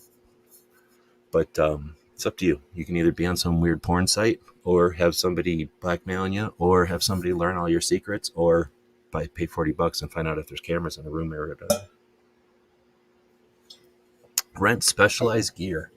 That's a great idea. If you need unique lenses, drones, or high-end audio, explore rental options. Here's a business idea for somebody who's like, I can't go to SHOT Show ever. What if you had a business at SHOT Show where you were going to set up a booth and your whole thing was to rent equipment to content creators? If you had high-end cameras, high-speed cameras, that can do slow motion, you have a drone or something, maybe a camera on some kind of a rail, that make like the motion shots and stuff. You have some of that stuff that you can rent, and even better, rent with a technician so that the person can go make sure your gear doesn't get ruined and it's run correctly, but go accomplish things for people at SHOT Show. I don't know if that would fall within their rules, but how cool would that be to be able to go there and know that you could rent, I'm going to need a camera for 4 hours on one day. You could just go rent it for 4 hours on that one day, take it back, and now you don't need it and you don't have to own that camera. Anyway, renting specialized gear in Vegas is probably not difficult. So if you are a tech nerd or a gear head and you wish you had better stuff and you know that SHOT Show is the time to really make that shine, consider renting it. What if you rented it off of somebody who's going to be there? I know people are going to be there, going to have super fancy cameras, and they have such fancy cameras that they're leaving fancier cameras than I own at home. What if I hooked up with them and said, hey, can you bring me that one fancy camera to use? And now I can run it and I'll give you some money or something, or I'll trade something. That's the potential. So I like that one.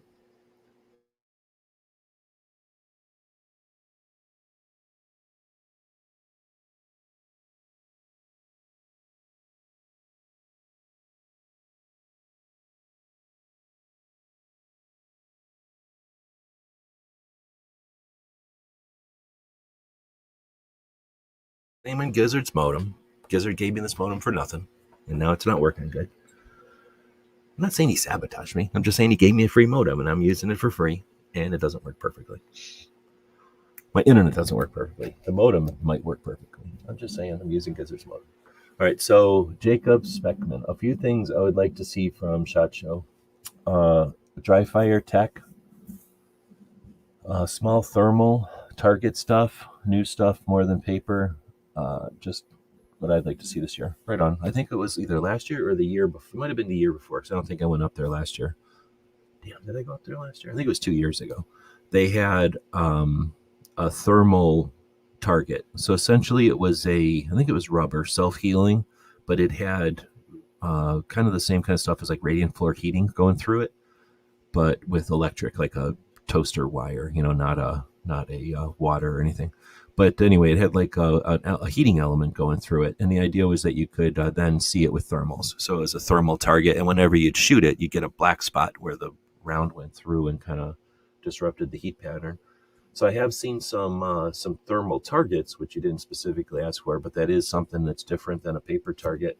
There's this place in Arizona that makes targets out of tire rubber, like whatever that's called. And it's healing. I would like to also some new tech for target. As far as dry fire or dry practice, there's the Mantis, and there's another one that are kind of down at the moment. I think it'll be a minute before we'll see anybody come to the mix. And I'm just a because what is Mantis? What's the other one? Something? Or is it Mantis? There's two of them though that are doing the dry practice, and I think they're just done. So I think unless they've got a really better, they're just not going to bother right now. In my experience, my recollection, I guess, dry practice comes and goes, and sometimes it's a big deal when an instructor knows it. Other times it's a big deal when new tech comes to the realm or whatever. What's that red gun? I think that's the red gun I was thinking of. Mantis is the electric thing, but then there's that red gun that everybody liked. So it's either tech or somebody popular brings it up, but then what happens is everybody's lazy and nobody wants to do it.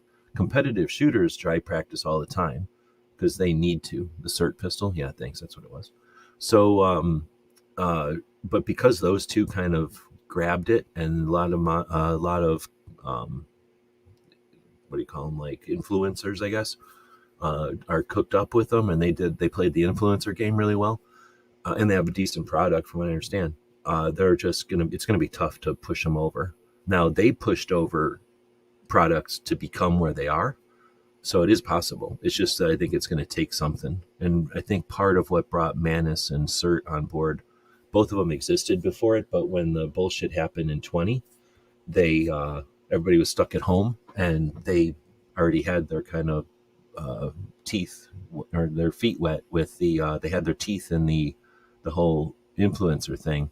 So as soon as everybody was sitting at home bored and they were looking for something to do, and this filled the bill, like you could do this at home and continue, keep a practice going, boom, it just worked. So I don't know if I'm saying they got they definitely got a boost from that. They don't exist because of that, but they definitely got a boost from that. And now it's going to be really difficult for somebody to come along with something else. But technology changes all the time, and all somebody's got to do is put something. I can't think of it right now. If I put any effort to it, I could probably think of something. But think of something little, one notch different, and the Mantis will be a thing of the past, right? One notch different, and the SIRT, no one will buy it again. So that'll happen. But whether or not something's going to instigate that right now, I don't see it in 2024. I think we're going to see instructors dropping off the pile. Think back to everybody who's been old enough to think about this. Think back to the assault weapons ban. When it ended, everybody started buying ARs and AKs. And the coolest thing was, what can I get cheap, or what can I get that is different? And then after a while, it became a bunch of businesses developed in order to supply all the different AK parts and AR parts. But then what happened? Like, time went on, people bought their AKs and their ARs, they set them up the way they wanted, and there was no growth in that sector anymore. So a lot of those businesses went under. We had a bunch of people, as CCW started to cross the country, and in 2016 or 14 or whatever, Illinois became the last state with CCW. When all those CCWs hit, tons of people wanted to go get training, so they were looking for instructors, and people were like, hey, I can be an instructor, let me fill the bill. And we had all these instructors. Then we had the bullshit in 20 and a bunch in the riots before, and people were, the pleasant interactions of a bunch of people in the years leading up to that. And that got a bunch of people scared, right? A bunch of people started to carry because of that. And now when you are new, you're scared and you carry, you're going to go get instruction. You're going to go get training because you're concerned and you're worried about it. If you grew up with guns and you carry because you can, you probably aren't going to go to training because you don't need to. You've already figured out how to shoot the gun. You're not as scared of it. But if you've never had a gun before and you're even on the fence on whether or not it should be legal, but you bought one because you're scared, you're going to go get training. And there's a bunch of instructors that have popped up over the last few years because of that. And they don't know that they've got a limited lifespan. They think that training is just a thing that all gun owners do. They don't realize that most gun owners could care less about training. So in a few months, years, weeks, we're going to see very few instructors. We've already seen some of the big, I don't want to say be a jerk about it, but we've seen some of the people who were good marketers who were also, I'm going to be a firearms instructor also, made a big splash and then left completely when they saw that they didn't have a lifespan. Okay, I'm going to leave because I don't want to look bad. I'm going to leave now. I'm going to leave like on my terms. So we've already seen I call them the fly-by-nights. We've already seen the first ones that, came to exploit the scenario say, oh shit, I got to get out of here because I don't want to look bad when they leave. What we'll see is a bunch of them fail because they ran themselves into the ground. Oh, I don't have classes anymore. I don't have students anymore. And then it's going to be frustrating. Now, that's not going to be for everybody. Luckily, some of the sectors that are strong aren't reactionary. Sectors that are learning about firearms and their rights that never felt that they were welcome, that's a different thing. But I'm talking like the fly-by-nights, the people that are like, oh, I like Colt because it's cool this week. I like, Springfield because I was told to. Those folks, they only got training because they were told it was cool or whatever, and their lack is gonna depreciate the influence there. So as far as the dry fire stuff, only certain instructors even like dry practice, and of those that do, they usually have an item that they like, and sometimes it's because they have a financial relationship with the place, sometimes it's because they really like the product, but either way, they're finite, and if they're going to have fewer students, then they're not going to grow, and those new instructors are just not going to be there. So I just don't think we're going to see a lot of dry practice innovation. I could be totally wrong. I'm not saying I'm reading the thing. I'm just reading the past. I'm not reading the future. But my guess is that we're about to see a lack. Now, I'm hoping that those people who got into guns because they're scared and they just jumped into a gun because they can are going to go, oh, guns are cool. I'm not scared of them anymore. Let me get a rifle. Let me get a shotgun. Let me get a something else. Let me get a something else. Let me get a something else. So I'm not saying there's any doom or gloom here. I'm not pessimistic. I just don't think the training thing is going to stay because that's work. That's effort. And people they like playing around. People like enjoying themselves, but they don't like giving themselves work. Jacob's saying moving targets. I mean, when you think about the video stuff is amazing. So we definitely have moving targets with lasers and the scenario rooms and stuff. Moving targets in general, we've seen some remote control stuff, and we've seen some things like the Texas Star, that just spin around. So I don't know. I think we might see more moving targets. We certainly see an innovation over the last 5 to 10 years on recreational targets for people that have set up their own ranges, stuff that you would never allow at a public range because it's too many moving parts, or you have to go down range too often. It would just annoy everybody, or ricochet issues or whatever, or maybe it's too fragile or something. But when you're talking about a home range, which more and more people are, have or are creating, then we might see some moving target stuff. There's lots of fun stuff with spinners and screws. Like a screw can be a really interesting added benefit to a spinning target, because I've seen some ones that can like turn 90 degrees, pause, turn 90 degrees, pause, turn 90 degrees, pause, and it's just a weight falling down a screw with some slots. So essentially like very few moving parts, but it creates like a really cool interaction for the shooter.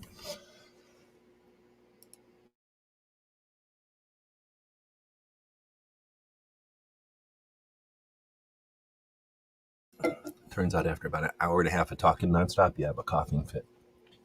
All right. Ghost is saying, bring your camera and audio devices in your carry-on if you fly, just in case the airline loses your luggage, you'll still be okay. Well, that's a good idea. I never really fly anymore, so I don't think about that kind of stuff, but that's a great idea. I don't hear too much. I guess people don't always bring it up, and it just doesn't happen as much, I think. But I don't hear too much about people's baggage going somewhere else than where they are. But I definitely don't want to say that that's never happened. I mean, it doesn't happen to us because we drive, but every once in a while we're with somebody that flies, or we just hear about it. And I have definitely, I can remember at least people who have dealt with not having their luggage the entire time in SHOT Show. They have to go to a store and buy some clothes or something, and then they're just dealing with whatever they had in their carry-on, yeah. As far as somebody leaving a camera, I can't remember that happening, though. But I'll bet you it's happened to people. Jacob saying, I have the Mantis X and the AR1. I've done 4 classes, and the range is 5 minutes down the road, but sometimes I like to play duck hunt in the basement so I can see it growing. Oh, yeah, for sure. And,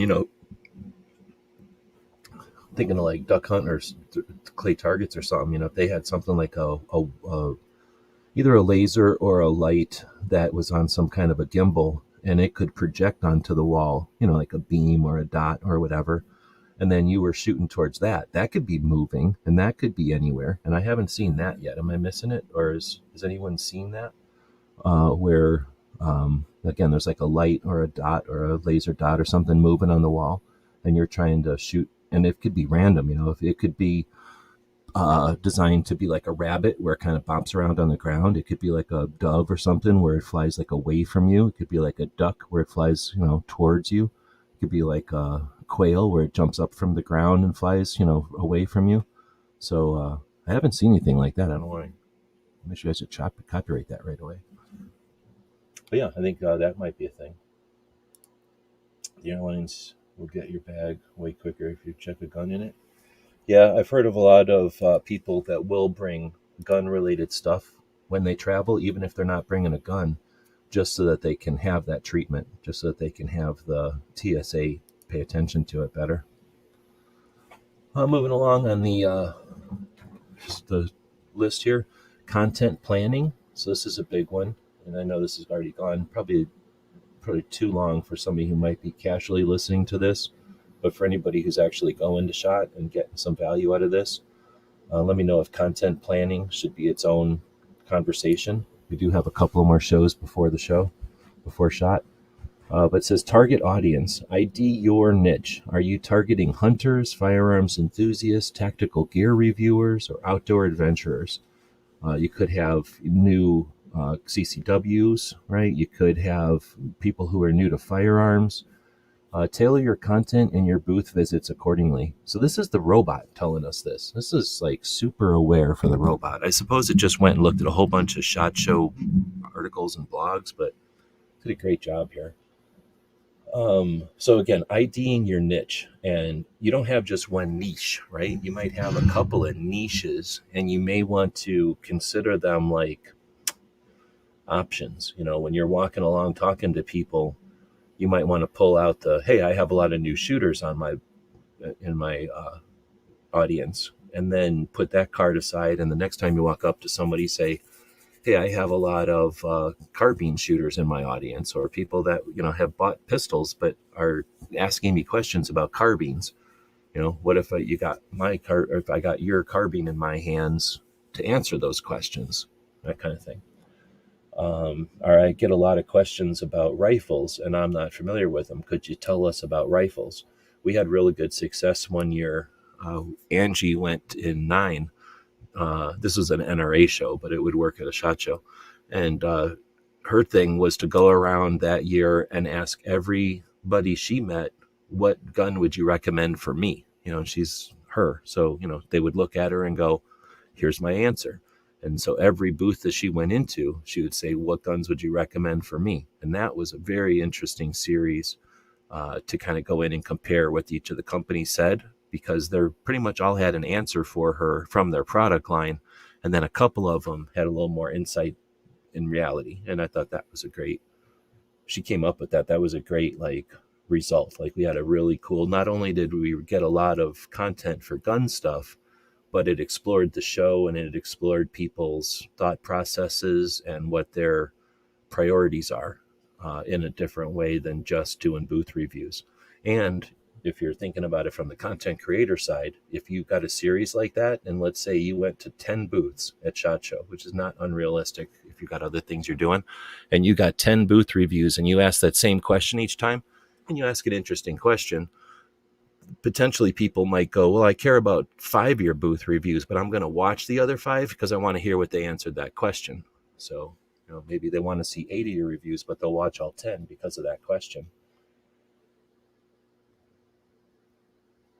Let's see. So then tailor your content and booth visits accordingly. A lot of people don't attempt to walk through the SHOT Show, but because it's difficult. And I'm often one to say, you got to take it with as it comes. But you can have a goal. You can have a plan, understanding that plans can be changed and plans can be flexible, or, plans can be scrapped. But maybe you have 12 plans, but, have some plans. What happens if my day 1 is amazing? What happens if my day 1 is horrible? What can I do to recover on day 2? What can I do to keep the momentum going on day 2? Give yourself some scenarios. What if I get sick? Can I reschedule everything? Did I schedule all my appointments on Thursday and it's going to be almost impossible to reschedule anything if something happens? I'm scheduling appointments on Wednesday or Thursday, but I'm planning on going to events on Tuesday night, Wednesday night. Make sure that you're giving yourself some alternatives and some, alternative paths. I don't say the word. Let's see. So then research audience interests. Check online forums, social media groups, and previous SHOT Show coverage to understand popular topics and pain points within your chosen niche. So that's an interesting one, not so much because of the see what's popular, but see what is worthless. So you might decide to talk about calibers, and then you find out through your research that nobody cares about 9mm because it's a fad caliber that's lame. Everybody hates it. So you'd be wasting your time to talk about 9mm at SHOT Show. So, by figuring out ahead of time what didn't work for other years, and that might be a daunting task, but it could be as simple as going into, somebody whose SHOT Show stuff you liked or didn't like, you're aware of, or maybe just do a random search for SHOT Show 2022 or SHOT Show 2023. Go into some videos. Don't even watch the video because who cares, right? Just go down and look at the comments, and can you search for most popular comment? Is that still a thing? But look through the comments and see which of the comments are getting the most back and forth conversation, and you can get some pretty good idea of what worked and didn't work at past SHOT Shows just by paying attention to what exists out there. And I'll tell you what, if you did that, you'd be ahead of probably 80 to 90% of the people at SHOT Show who just go there and do what they did last year, or they make an a small alternate to what they did last year because they're only thinking about what they did last year and what they're going to do this year. But there's lots of, again, there's very few people that will pay attention to what the world wants and not what they feel like doing. Let's see. Must-sees and interviews. But the rest of that I'm blowing off because I think it would be 20 days out. I don't know if it would be all that effective to go back and do too much research on what people want to see at SHOT. At least in my experience, if you ask a group of people, hey, what do you want to see at SHOT Show this year? And then you wait 5 minutes and go ask another group of people, hey, what do you want to see at SHOT Show this year? and just keep repeating that, you're going to get maybe a couple of consistencies, but you're going to get stuff from bolt action people. You're going to get stuff from, people that want to hike and go hunting or something. You're going to get stuff from people that like crossbows. So you're just going to get random shit, is what I'm getting at.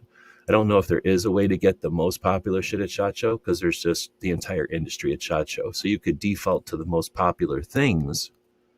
But let's say you defaulted to like the year that the Taurus judge came out, or the year that the governor came out, or the year that, pick the item. And you figure, okay, well, it's new and everybody knows about it. I'm going to go take a video of that. Well, that don't mean nothing, because people might want to hear from the person who knows so much about that company, or the person who has been chatting it up all year. So it may have a following, but it may have a specific following. Now, I don't want to shit on it. If there is something new that has a general interest, then most coverage will be interesting to most people. But every once in a while, you'll find something that it just isn't worth covering, because it's dominated by some group or some individual that, yeah, you can go get a video of it, but no one's going to watch it because everyone's going to watch so-and-so's. And I can't think of a specific there, but there's been lots of little popularity things. I'm trying to think of one, but usually it's like when a company comes out with a new color or something because of demand from an audience or a group. And yeah, you can go cover that thing, but the person who demanded it is going to be the one that everyone watches their review. Like, oh, we wanted this in blue, or we wanted this in chrome or something. And then it finally came out in chrome, and they all but named it the so-and-so model. Well, that person is going to get a lot of views on their review, but, will you? I don't know. So sometimes just being popular doesn't mean nothing, is what I'm getting at. And I'm trying to think of the companies that have come out with new stuff. Think of one like Glock. There's only about half the people that are going to give a shit. Smith & Wesson, fewer than that. I don't know. Keltec, a quarter of the people care. So, Taurus, some people care. So there's just no company out there that puts something out that everybody's interested in.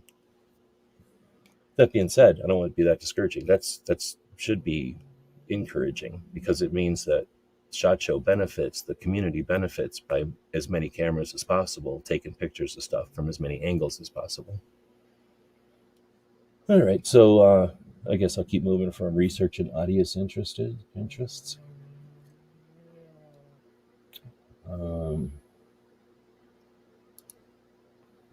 So obviously I'm a pro at wasting steps and time by scrolling the whole time for shiny things, and wouldn't recommend doing that.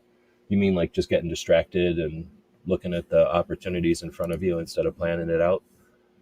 I mean, there's enough at SHOT Show. I mean, I guess it's possible you could find some path where you looked at only the least popular things, but that would almost be impossible, right? Like if you just went randomly looking at stuff at SHOT Show, you're going to just randomly hit a few things that are super popular and a couple of things that, people are going to like from your audience. So doing it that way is probably, it's less structured and less stress for sure. And I'm not going to suggest that you should never do that. If you're on your 5th year of SHOT Show, or your 7th year of SHOT Show, maybe your 12th year of SHOT Show, or something, like you've been going for a while, if you haven't taken at least a couple of years to just be there, and you've been going 100% the whole time, you're doing it wrong. Like, this is our industry. We're supposed to be having fun here. You might need to make money because you can't just fart around. But at the same time, if you don't intentionally or accidentally or unintentionally have a stress-free show, then at least try that, because having a stress-free show is different. Now, I wouldn't go enjoy yourself for the first 5 years, because now you're just wasting everybody's time, I think, because you don't know what's going on yet. You can't enjoy yourself if you're not comfortable. But once you're comfortable with it, and once you've done it a few times, take a year off and just go and have some fun. Don't be a dick and just stand around acting like everybody's on vacation, because that doesn't help anybody. But you can go and not have a lot of ambitions once you've gone a few times. And I think that helps to, and then, well, at least for me, I haven't loved it every time it's happened. It's been usually unintentionally, or I'm going to go even though I can't afford it type of thing. But those years have given me a chance to kind of not have ambition, I guess, or to not be thinking about 1,000 things and just kind of enjoy the show. And whenever that first happened, it might have been back in the day when everybody got sick or something. Like, I can remember having a lot more focus for the show Like I was trying to do stuff at the show up until probably 2012, probably 12. I was probably driven pretty hard. I really liked the show and I liked challenging ourselves and to do more and to, accomplish more at each show. And then, man, I don't remember anymore. It'd be tough to remember. But there was times when like somebody gets sick or something would just fuck up or something would get ruined. And then it was like, you know what? These aren't bad things. Like these actually give us an opportunity to change. And then a couple of times I just went and watched other people and did some different things. And now, I'm not going to say I take years off, but I still go even if I can't do anything at SHOT Show. If I'm so poor or broke or whatever that I can't do nothing, I'll still go and sleep in the van and just experience the show. And that gives you opportunities to just kind of pay attention to what's happening out there. So I guess what I'm saying is, if you've been going for 4 to 7 years and you haven't taken a year to just to observe, take an observation year. Understand, I would recommend having that in your general plan at some point. So don't challenge yourself or give yourself such goals at every show that you never give yourself a chance to rest. Just like muscles, you need a chance to experience. And those years when you don't have a bunch of ambition is when you get to just fuck off and hang out and do stuff. Again, don't get in people's way. Nobody wants you to just stand there and get in their way.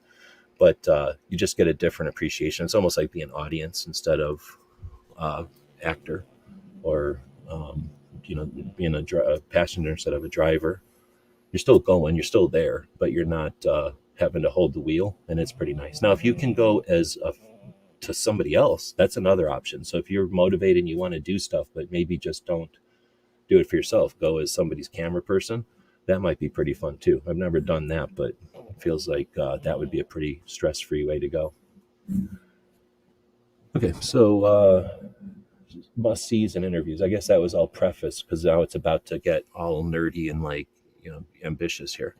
So create a list, research new product launches, innovative booths, and industry speakers relevant to your audience. Prioritize interviews with key features or brands with exciting announcements. The SHOT Show bulletins are good for figuring out what is new and what is coming out, or just following people who pay attention to this stuff. But let's say you follow Chris from 740. Like he's paying attention to everything as far as optics and lights and CCW. But I don't know if he's paying attention to lever action guns. Is he paying attention to the newest muzzleloader? Probably not. So, you can't only pay attention to other people unless you pick a specific group of people that'll cover everything. I kind of just said, though, trying to do too much, trying to only do the wins is going to be tough. So when you're creating your list, try to incorporate some stuff that I don't want to say it's off topic, but may not be your number one things. Like if you've got a prioritization of things that you want to experience there at SHOT from 1 to 10, 1 is the most important stuff. 10, like if I get around to it, consider making your list like 1, 10, 2, 9, 3, 7, so that you're kind of alternating between your most important things and your less critical things, just so that you're not doing important thing. If you get off schedule there or something, you get off pace, or you just need time to kind of get your bearings, you're going to be killing first impressions there. So be ambitious and get stuff done, but also shuffle the deck with things that give you some time to not be so worried, if that makes sense. And everybody's got their own pace. So some people are going to take this with a grain of salt. Some people are going to get more out of this, I think. So research and new product launches can be tough. You've got that new product section that can be kind of a cheat if you're really just going at it raw. But you're going to have people that you end up learning or knowing about over the years, like that Mantis company. If you like that company, you'll know if they're coming out with something new, right? Very rarely will a company come out with something new as a surprise anymore. It is possible, though. So might be worth making some contacts now. Not being super annoying, but just like, hey, I'm going to be at SHOT Show. I'm hoping you will too. Anything new, anything I need to see at the booth. And reinforce some relationships like that and find out, opportunities. Now, if they reply to you and say, yeah, check out blah, blah, blah, now you're good to go. If they say, nothing this year, then maybe ask them if they know anything that you should be checking out. that gives them an opportunity to recommend a friend or something else they think is interesting. And again, sort of gives you more relationship, even if they don't have something that they're doing this year. It gives you something to bond over. So this is, 20 days out, probably a good time to send out some texts, some quick email, stuff like that. If you don't get returns, don't get too worried. Some of these companies are probably pretty focused at this point, depending on how elaborate their planning is. Innovative booths, that's a great idea. If you just have in mind that you're going to be looking at which booths are effective, which booths are cool, or which booths like have the neatest new tech, it's sort of like when you go into a room and you're going to look for everybody with a white shirt, or you're going to look for everybody who's left-handed. You're supposed to keep aware of your environment, but that's easier said than done. So if you give yourself little tasks like that, like every time I go into a restaurant, I try to identify how many people are left-handed. It doesn't cost you nothing. It gives you something to do, and it gets your scanning around. It gets you to observe and orientate, right? So same kind of thing. If you think about the booths, like what am I going to find with booths here this year? What am I going to find with, how many people are from Europe? How many people have boots that are colored orange? Just some characteristic of the booths, like innovation. That'll get you focused on things that a lot of people are going to have tunnel vision, and you can often do better than the next guy because you don't have tunnel vision.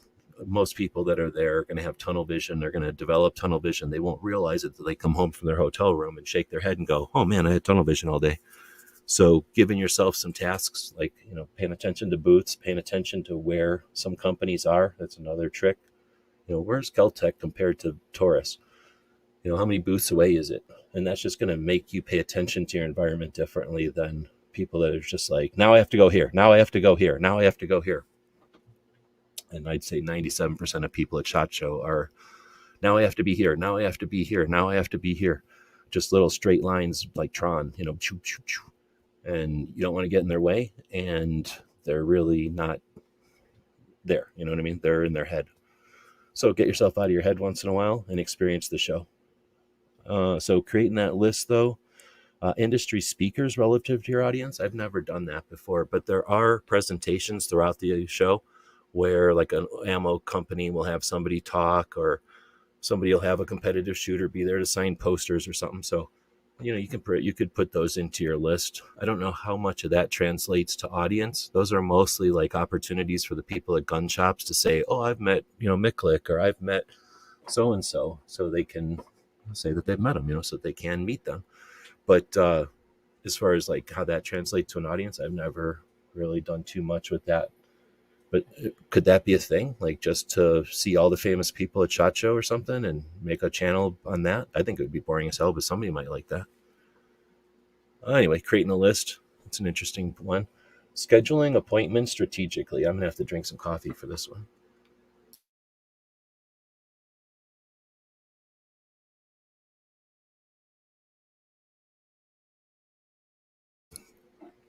All right. Scheduling appointments strategically. Group similar booths or interviews geographically to optimize your time on the show floor. Prepare interview questions in advance to maximize efficiency. That's a tough one, and they took an interesting tact at this one. So scheduling appointments right off the bat, that's a debate, whether or not you should schedule appointments or not. Scheduling them strategically, good luck. That's something that sounds good. It's probably a goal or something, but you don't get to run other people's lives, and they don't get to run their own lives. So those two statements means SHOT Show is very chaotic. Scheduling appointments will drive you into the ground if you are a person who can't deal with schedules being broken and appointments being moved. And if you schedule too many, now you have to be worried about schedules being moved because they're going to be moving into another schedule, and they rarely coordinate with each other. So I'm not against scheduling. There's certainly people that have had success with that. When you're the person who's running a booth, let's say that you're the owner or somebody in a marketing role, or maybe a developer or an engineer or something, like whatever your role is in the company, you go to SHOT Show and that's an additional hat you're wearing. Like not too many people are hired to go to SHOT Show to be PR reps. Some of them are, but very few companies have that. Usually the PR representative role is something that everybody takes on if they're comfortable or if they're, it's in their job description. So right off the bat, not everybody is super pliable and adaptable. They're given this task, and now you're dealing with that person with this task. Now you want to have an appointment with them. That's a big ask, because that might not be their way of doing things. It might be, might not be. Kind of depends on the person. But again, once you get to SHOT Show, you do not own your time anymore. Other things happen, and things are going to get smashed and pushed around. It's like going into a bunch of ice in a glass or something. There's 12 ice cubes in there, but you don't know where they are at any one time. They're always going to be 12, but they're moving around. So those appointments are there, but they're moving around. So if you're that person at a show and somebody comes up to you and says, I really want to meet you at SHOT Show on Wednesday at 6 a.m. or whatever the time is, 9 a.m. or something, it might seem easy to make that schedule. But once real life starts happening, and, that first day, if you made appointments with somebody for the first day, their first group of appointments, you're probably okay. It'll be the worst time to make an appointment, but you'd probably be okay. But after about halfway through the first day, stuff starts to shift. And now that person who's made that appointment with you on the third day is wondering, why did I make that appointment with that person? They may not say it to you, but I don't know. So as far as scheduling appointments, just realize that it's very difficult to do that at SHOT Show, and expecting people to do it, live up to it, is a big ask. Now, there's exceptions to everything, and you're going to find people that love it. But my experience, my opinion is going to be to put windows. I'll see you on Thursday. I'll come by, and if you're busy, I'll come by again, and then realize that you're not going to meet everybody that way. Guess what? So what?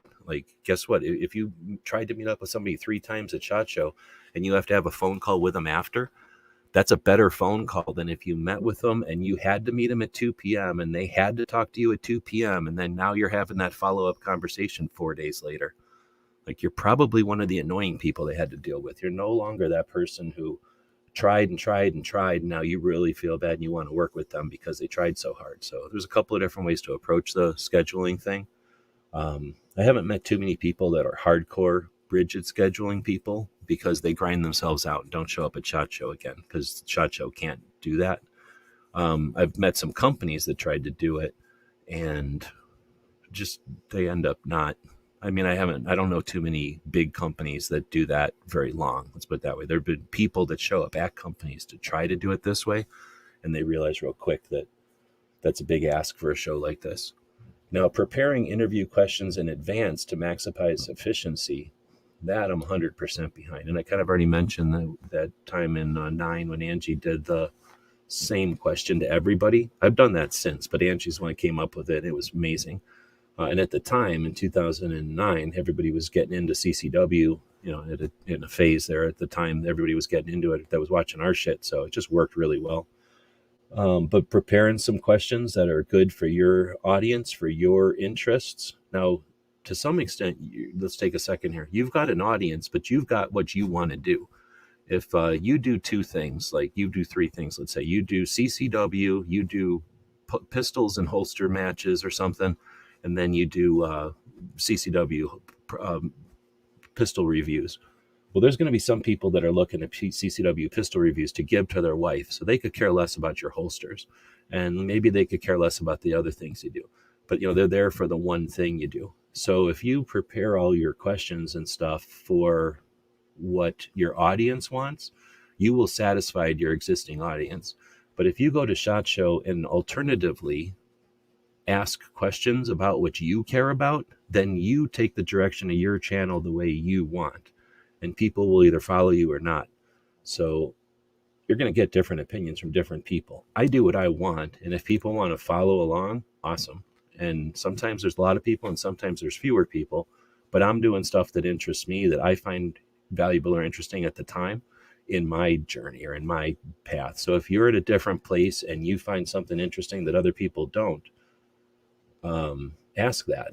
Now, if you're asking questions that your audience wants, realize that you're now you're reacting to an audience, and unless you're steering that, you are not necessarily the leader of your nation. It's not bad or good. There are 2 ways of approach. You can steer where your channel goes, or you can allow others to steer where your channel goes. Be successful in both ways. I don't know how much satisfaction you'll get unless you value the the unknown or the experience of letting people steer it. But when you steer it yourself, you'll definitely be more interested. But whether or not people follow is another thing. You got to be willing to have people get sick of what you're doing and leave. There's nobody's paying you to, or I guess people sometimes do pay you to do stuff. Now, if you've got Patreons or channel subscribers or something, and they're asking you to do stuff and you don't do it, that's a whole different situation, right? So I'm not talking about that. You may want to do what people are paying you to do if you're that kind of model. Let's see.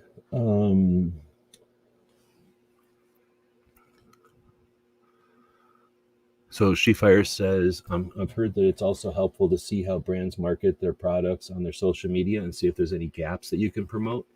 That's a great idea. Yeah, to see what their goals are. You can often see what they're trying to accomplish. And if you can see a big gap or, they haven't hit something well, that's a great idea, especially when they're doing something, because then they understand, here, I'm out here doing 8 things and you just told me about a 9th thing, and they can either manage that or they can't. But you may have informed them about a 9th thing that they didn't see, or you may have, like you said, accomplished something that they couldn't for that 9th thing. So yeah, that's a great idea.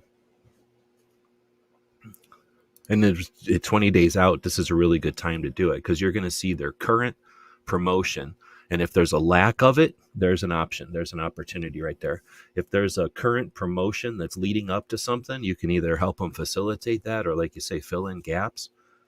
Great. And if they've got a current promotion and you can, they're probably going to be more than willing to have as many hands as possible hold up, shout about that current promotion. So very few, maybe the largest entities at SHOT Show, but I'd say very few entities at SHOT Show have people lining up to promote them.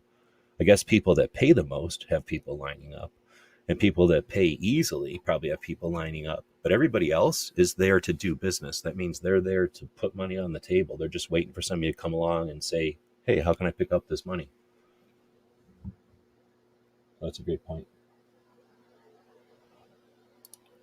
Let's see. So Gunsan was saying, I'm terrible at doing that, but at the same time, I've had good luck finding random stuff that's cool that way. Yeah, and SHOT Show is large enough that as long as you got your eyes open, you'll be walking past cool stuff constantly. Whether or not it's useful for everybody, or, cool stuff is one thing, useful stuff is another thing, but you'll find both all over the place for sure.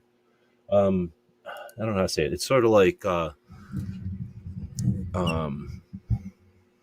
you're either prepared to gather or you're going to go gather and see what may, right? So sometimes you go out and you prepare to gather and you bring some baskets and you bring all kinds of contraptions and apparatus to bring what you gather home, and you never find nothing because you spent all this time looking for apparatus. You didn't spend any time finding out when the best time to go out and harvest was, or you didn't do the other preparations, so your harvest was poor. But at the same time, you can go out there and kind of wing it and go, oh, I'll see what I can harvest today, and fill all your pockets and all your hands. And now you wish you would have brought a backpack because everything's in harvest, everything's ripe, but there's nothing you can do. You can't pick it all up. You didn't bring enough. You didn't prepare enough. So random is great. And I would consider random, like, give yourself some times. Like, for example, one strategy. Hold on, let me shake this dog. He's making noises. What are you doing? What are you doing? You're ruining my show. You're ruining this show. Open your mouth. Open your mouth. Come on. He's freaking out. He's freaking out. He's getting all anxious about SHOT Show. He's freaking out. You're ruining my show. Quit it. Quit it. Well, turning him over and wiggling him. Nothing seems to work. Okay, now he's back to sleep. So,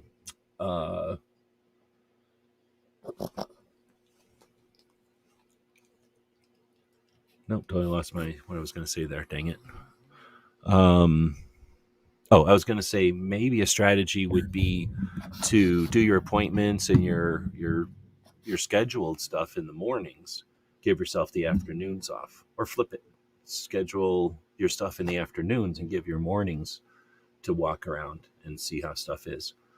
Another option is to just do like 2 big appointments a day, 2 schedules a day. morning, afternoon. Then you got all the time in the world to walk over for them. Now that might be not enough for you. You might be super ambitious and, you want more quantity than 2 a day, barely 8 conversations or 8 scheduled conversations at SHOT Show. But I think if you had to pick a number, 2 a day is probably a good, reasonable expectation, because you can get those 2 and still have the rest of the day to be productive. You could schedule, but then bounce around one of those and still be flexible enough, because you don't have that many appointments that day. You can be flexible and still make sure you get those 2 appointments. So I think 2 a day is doable and completable. Like, no matter what's going on with that other party, they'll probably be able to get you in on the day that you've scheduled. Maybe not the morning or the hour, but the day. And if you only schedule 2 a day, you could probably for sure get 8 appointments at SHOT Show. Now, you get 8 appointments and 2 of them pan out, that might be great odds for you. It might be a great ratio. But then there's somebody else that's going to SHOT Show, and if they have 8 appointments, if they don't get 7 relationships out of it, or 7, some 7 arrangements, then they feel like they've, not made enough production, haven't done enough at SHOT Show. Quit ruining my show. This is the second worst co-host I've ever had, making all these noises. So then, unique angles. What's all this about? Go beyond product demos. Listen to this. This is the robot recommending this. Go beyond product demos. Showcase human stories behind the brands. Highlight unexpected collaborations, or offer in-depth comparisons to provide your audience with valuable insights.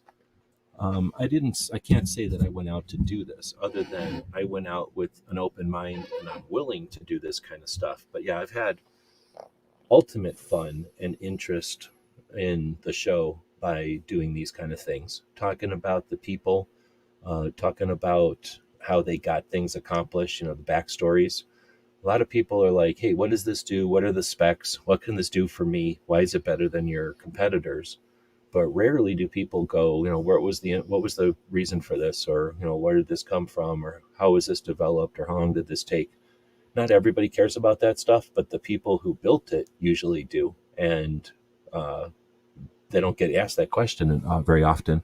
So if you're looking for a unique or a separate relationship with a company or a manufacturer or somebody, then what they're normally going to get, one thing I guess you could do is look at the other reviews out there. And if everyone's asking them that same question, come up with a different question type of thing. But I think that these examples, these specific examples are some that I've used and are more along the path of what I'm curious about at a show like SHOT Show. Because I could call somebody on the phone and go, how long is the barrel? How much does it weigh? How many rounds does it hold? I can get that from the website. So having them tell me is the same as just a lot more effort than me just saying it myself. But what I can't do is say, how many people were involved with this, or like, how long does the development take, or in what state is this built? How many, how often do you run this line, or, how often do you run this caliber or something, where, can ask questions again from that other one, ask a specific interesting question or whatever. But, asking things that are off the beaten path, make yours the only video where you asked them, why did you do the 9mm instead of the 10mm or something? Think visually.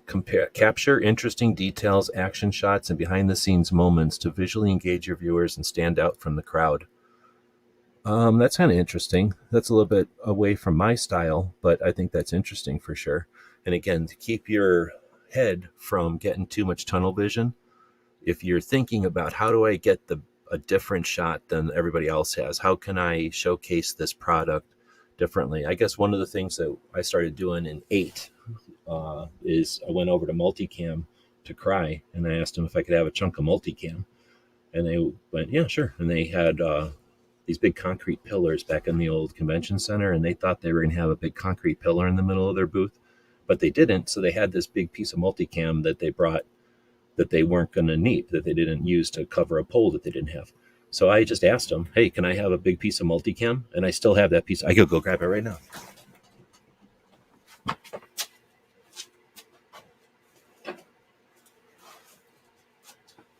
I have this giant piece of multicam from 2008 SHOT Show, given to me by Cry themselves, with best wishes, so that I could film everything at SHOT Show on multicam.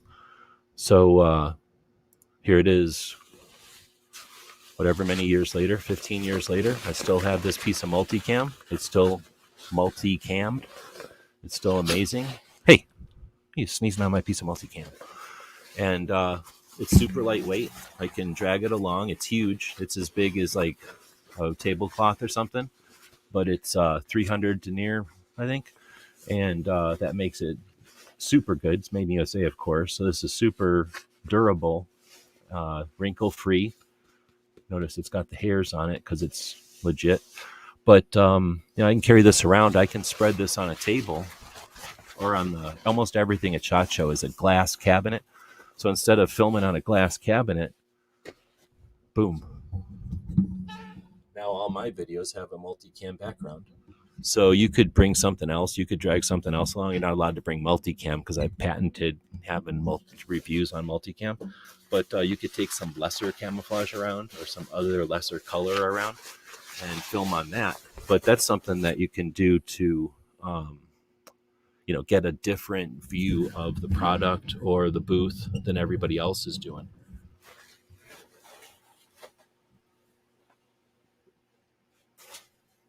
Not a good place to throw it. I think I just dumped over a whole bunch of shit. So think visually. I think that's a great idea, and it gets you thinking, alternatively about your time there. Oops, let me go back to the screen. Nobody wants to see a dog getting his ear itched.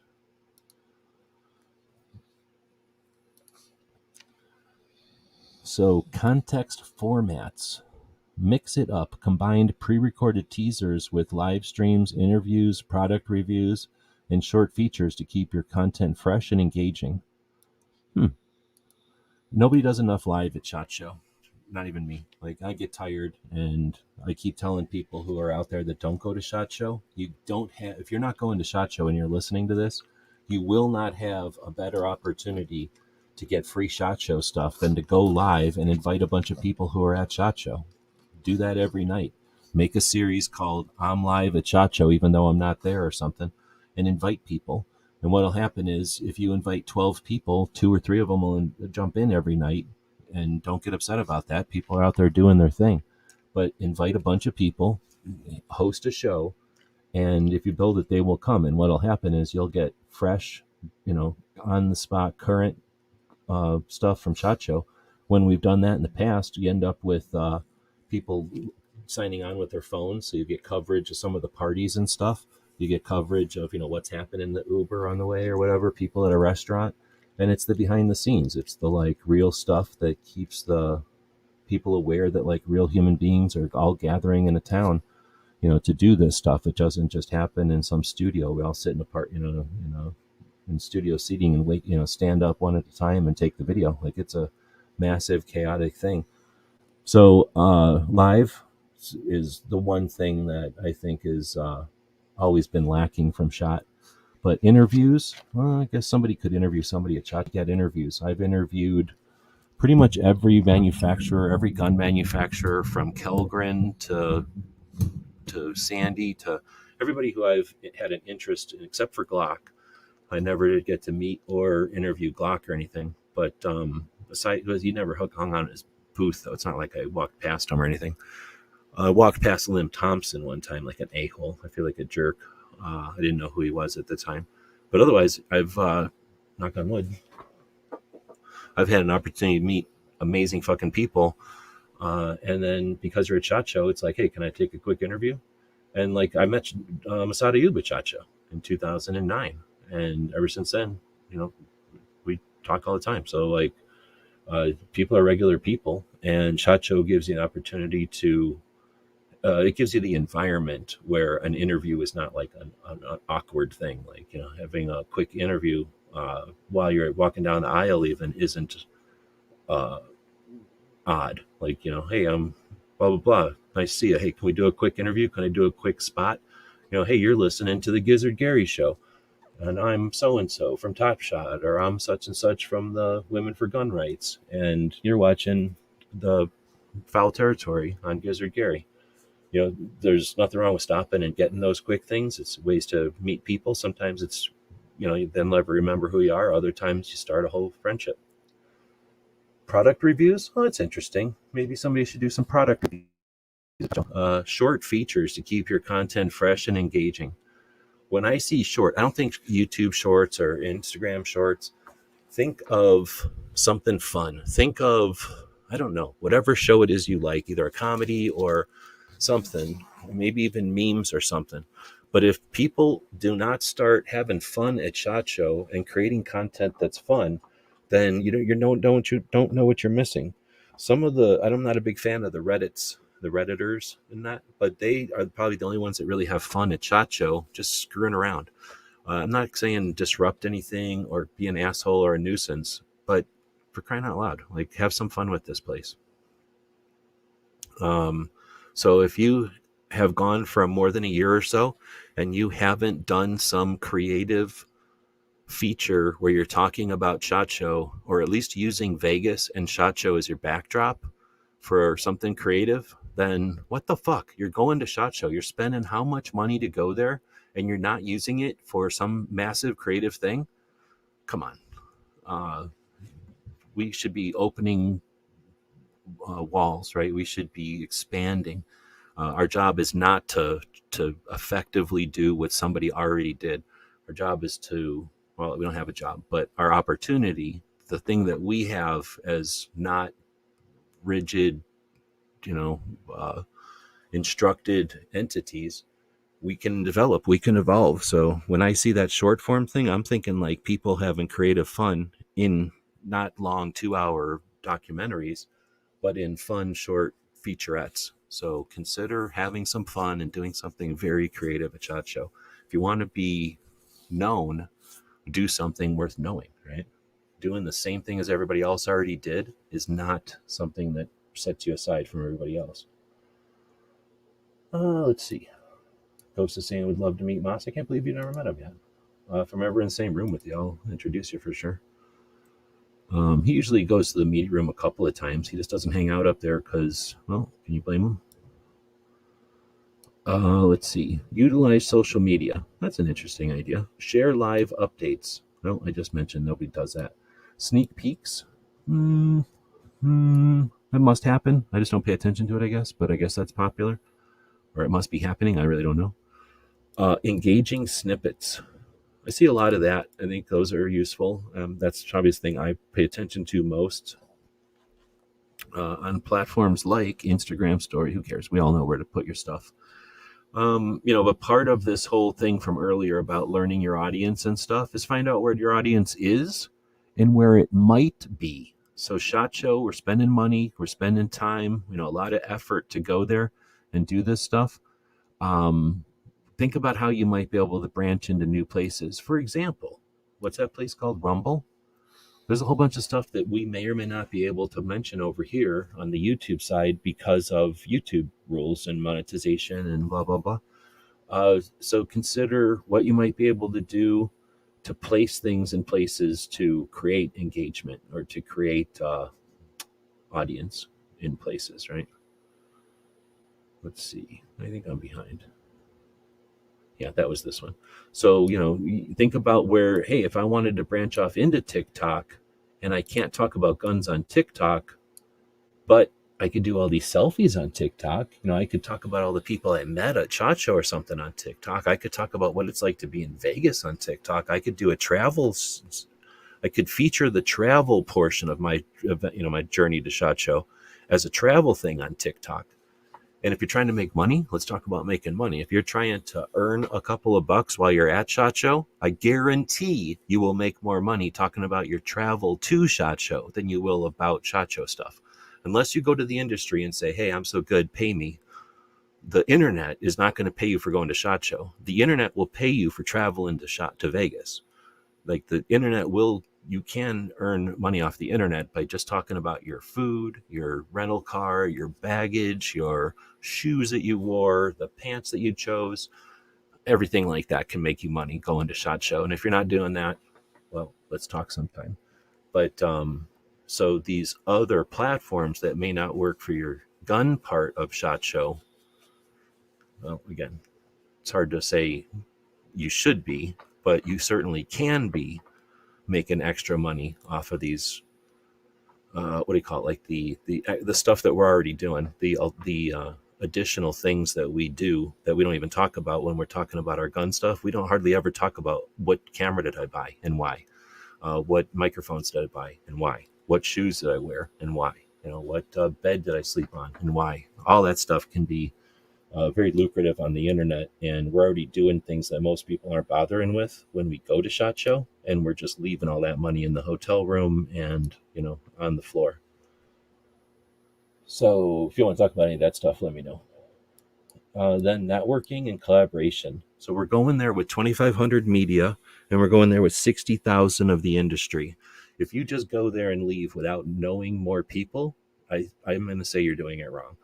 We are not individuals. We have individual freedoms, but those individual freedoms come together in liberty, right? Like our own individual freedoms come together in liberty.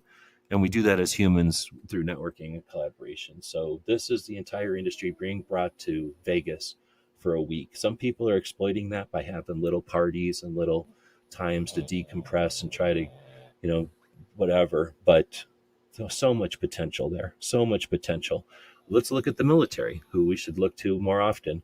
And you have units, you have branches, you have teams, you have all different levels of the structure that get together at SHOT Show.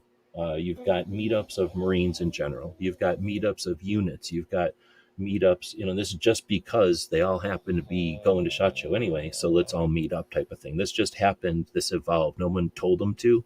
They just saw the opportunity and they took it. These are people that understand the value of living a lifetime. And if you're going to be putting the effort and you're going to have all of your, peers in the same place, in the same town for a week, why not take advantage of that? It's actually, again, leaving potential on the table, leaving it there for Bloomberg to sweep away if we're not taking advantage of this stuff. So if there's one thing that I'm discouraged by SHOT Show is the lack of networking and collaboration that happens within realms or sectors where it's necessary. Now, of course, it happens where capitalism, where it's happening, holster makers and pistol manufacturers are getting together and holsters are getting made. But Second Amendment activists, just hanging out there. Anybody who is of the similar type and sort, however you want to divide us, there's very few, except for military, there's very few events that take place focused on whatever it is that either divides us or unites us. So massive potential there. Would love to see organizations like FPC did a great job, has been doing a great job the last couple of years, filling a role as a networking event. They bring they create a place for a bunch of activists to get together and say, hey, not structured, which is probably good, but because there's no structure, it's just happening, right? It's not being driven, it's just happening. So it's interesting to see it happen, but it would also be more interesting, I think, to see something with intent be followed through on, so that we come out of it as activists, more prepared, aware, and with allies, instead of frustrated, broke, and having driven ourselves through stress and financially into the ground every time we come home from SHOT Show. But anyway, so connect with fellow creators, join online communities, look for Facebook groups. It's stupid internet. Fuck Facebook groups. Look for servers of places like Discord or what is it? Gilded is better. Forums dedicated to firearms content creators. Beyond that, there's probably groups out there that you can find. Unfortunately, Facebook still monopolizes some of that. I've had to use Facebook recently, but I don't like it, and I quit using it as much as possible again. At Discord, I just don't like because it's a waste of time. But the Gilded one allows you some public opportunities, as well as the private stuff. But yeah, you want to find people who are in communities, join them long enough to figure out what's up, get your finger on the pulse, make some contacts, some opportunities. Hey, maybe we can meet at the smokers area. Hey, maybe we can meet in the media room. Hey, maybe we can meet for lunch. or hey, maybe we can meet at one of the parties after. But knowing who's going to be there and stuff, you need to figure that out. And there's multiple ways to do it. Then it says reach out to colleagues, connect with creators you admire or who you share your niche. Plan meetups, and brainstorm collaborative content ideas. So that's going to be very difficult at the show because everyone's being pulled 6 ways from Sunday, and there's the time where the sand. What's that thing called? The sand is constantly trickling down. The timer is constantly on. So at SHOT Show, there's a little less tendency by most people to just stand around and bullshit. Now, if you catch somebody in the media room and they're taking a break and they're tired as shit, that might be a time where you can get something accomplished. But honestly, when you're super busy, you've got like 6 different things to do that day, you're in the midst of it, and you're just sitting down for a minute, that conversation may or may not register, right? That conversation may or may not get put into hard drive memory. So, frivolous conversations tend to happen in the media room because people are constantly focused on whatever they're doing. And then the people that aren't are essentially in the way of everybody who is. So, again, it's not effective communication in the media room for the most part. Friends and allies can bullshit with each other and catch up. That's effective, but it's effective emotionally, right? Like it's not like tactics and strategies are being worked out very often in the media room. Some people do manage to do that, but for the most part, it's just slapping ass and saying, hey.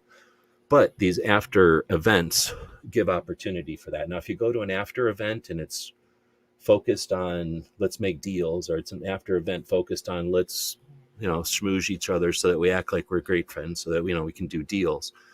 Some of them are focused on getting business done. Well, then you're not going to be creative. You're not going to just sit there and relax. Now, some of them are just to relax. People that like to get drunk or smoke or whatever they're going to do, and they just get together and do nothing. Those exist too, and those are probably good for morale and to de-stress. But as far as reaching out to colleagues and sharing and brainstorming, again, FPC had an event for that. I think if there was one every night, that would be more conducive than having to target one. There's 4 nights of SHOT Show, unless you count Sunday night, Monday night, Tuesday, Friday, all the way to Friday night. You could have 6 nights of SHOT Show if you count the nights. And we have a national level gun owners' rights organizations that bring in way more than tens of millions of dollars every year. You're telling me we can't have a consistent Second Amendment focused meetup every evening somewhere adjacent or near the event so that people who are walking can get to it and people that are Ubering can get to it? I don't know. I know it's not a Second Amendment event and I'm supposed to shut up about Second Amendment shit, but for crying out loud, the entire industry is there and we have an opportunity to do more than we've done. So this one is, again, one of these things that we have a bottomless pit of potential here and we fart around looking over the edge. We don't do anything with it.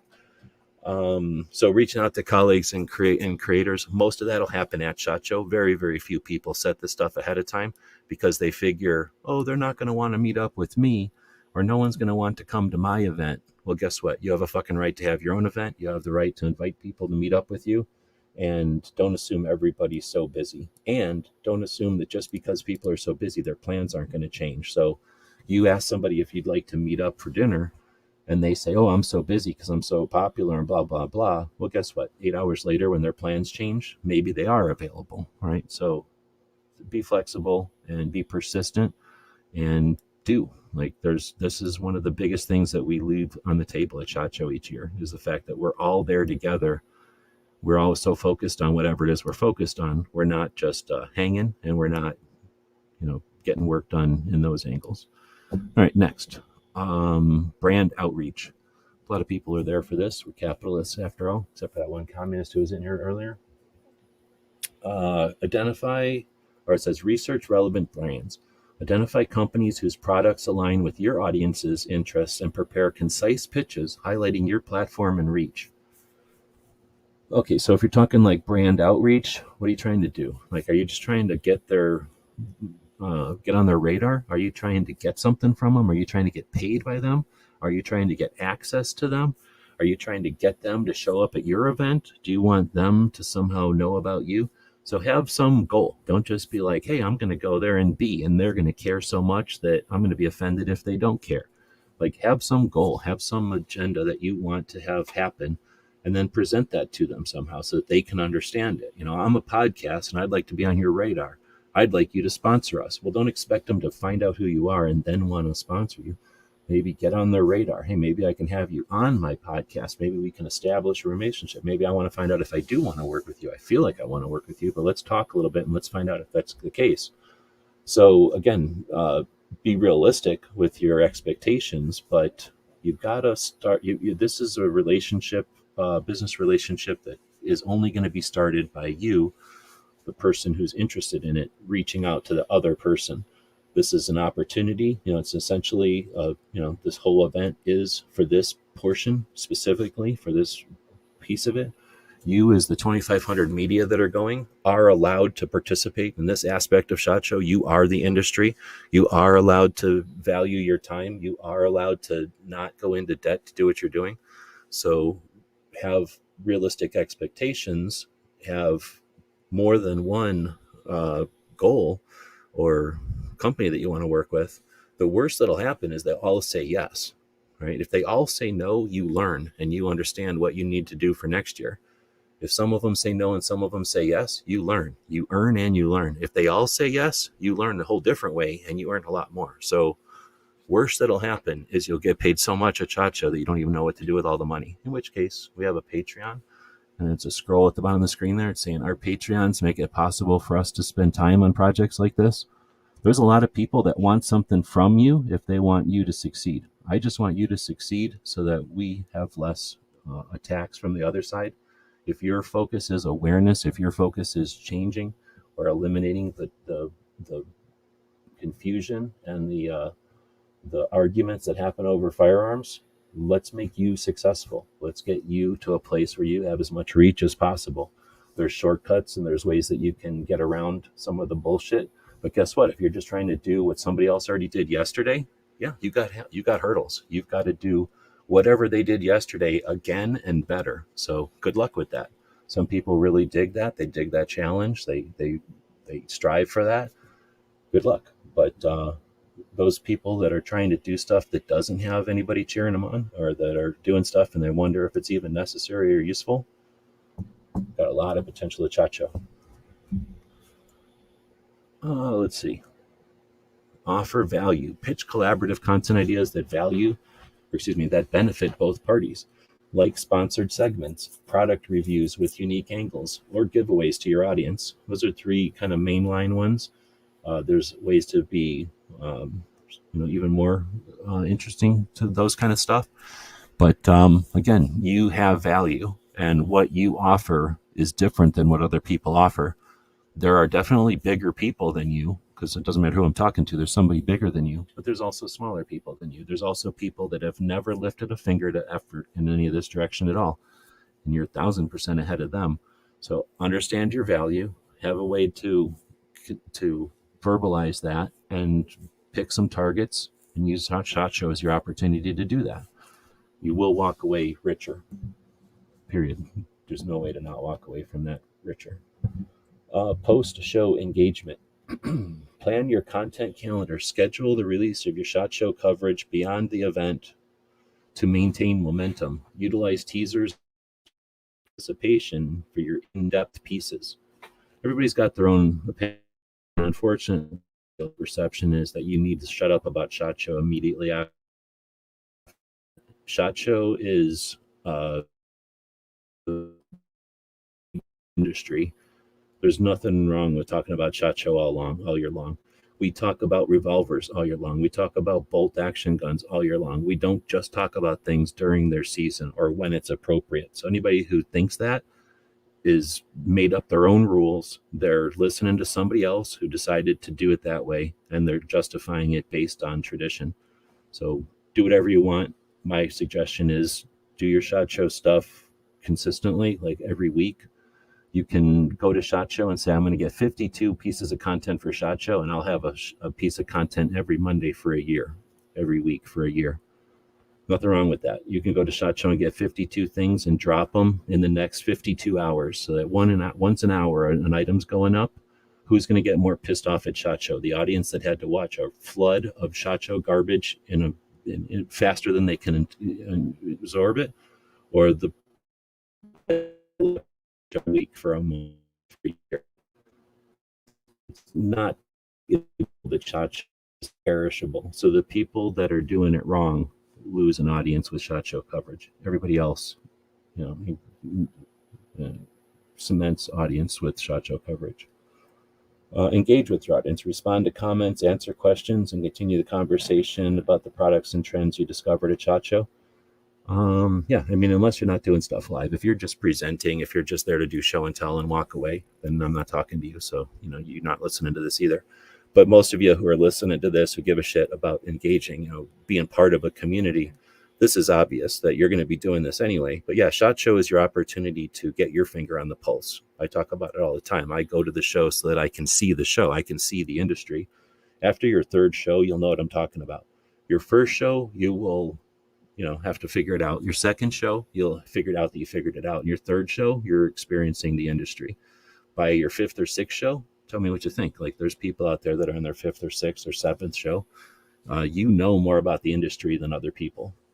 Now, there's gun shops out there, and you're like, how does this gun shop read everything so well? Maybe they go to SHOT Show. Maybe they've been going to SHOT Show for 17 years, for 27 years. They know the industry. They might only be a little gun shop in Oklahoma City, but they've been going to the industry event for 27 years or something, and they know what's going on out there. Bonus tips. Pack comfortable shoes and stay hydrated. Navigating the vast show floor is a marathon, not a sprint. Definitely, I should know this, but last year I wore cheap shoes because I was like, no, he's going to tell me what kind of shoes to wear. So I wore really cheap shoes, and my big toenails are still dealing with it. Like, I destroyed my big toes last year just by wearing dumbass shoes. So I'll probably be buying some decent shoes this year. I haven't found good ones yet. I've tried a couple of different options and I haven't found good ones yet. So it's not crucial, but the more you can eliminate as far as hassle, the more you can spend time on your show, right? So if you're dealing with your shoes, if you're dealing with diarrhea, if you're dealing with sickness of some sort, you're going to be dealing with that. That's in your body. You're dealing with that. And now SHOT Show is inhibited. So shoes are an easy one. You don't get to choose when you get sick. You can choose what you eat, but you can't choose, or you can choose your shoes, I guess. Staying hydrated. Everybody's got their own opinion on that, I guess, but I'm the type that drinks a lot. So that's usually not an issue, but it can be, since you're not in your normal routine, since you're not doing your normal thing. Like, I always have this big old cup of water, right? Or in this case, it's coffee right now, but most of the day it's water. So I'm drinking like 3 or 4 of those a day. What if I'm at SHOT Show? I'm not, carrying that thing around. So it might be off your pace or off your routine.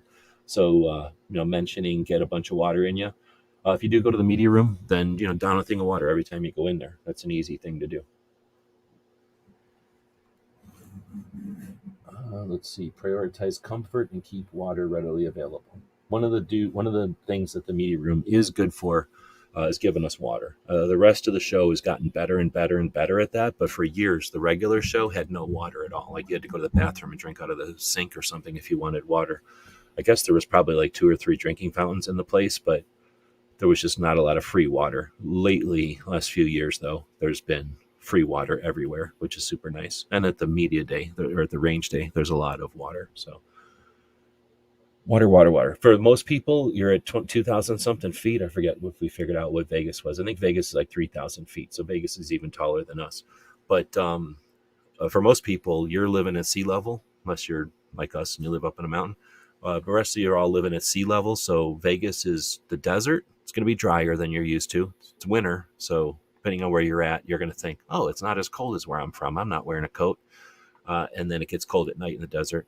And then the dehydration. You don't realize how much water gets wicked out of your body when you're not drinking a lot of it. So water. Next up, for bonus tips, respect exhibitor time. Be mindful of company schedules and keep your questions or interview requests concise and focused. Yeah, if you can't read people to know when you're on their nerve, then you shouldn't be doing business. Like, get used to figuring out when people are sick of you and get out of their way before that. the last thing you want is a bad opinion at SHOT Show. It's easy to do, unfortunately. Uh, people walking around with the wrong badge holder. You're never going to get business with people when you're walking around with the wrong badge holder. It's just the way it is.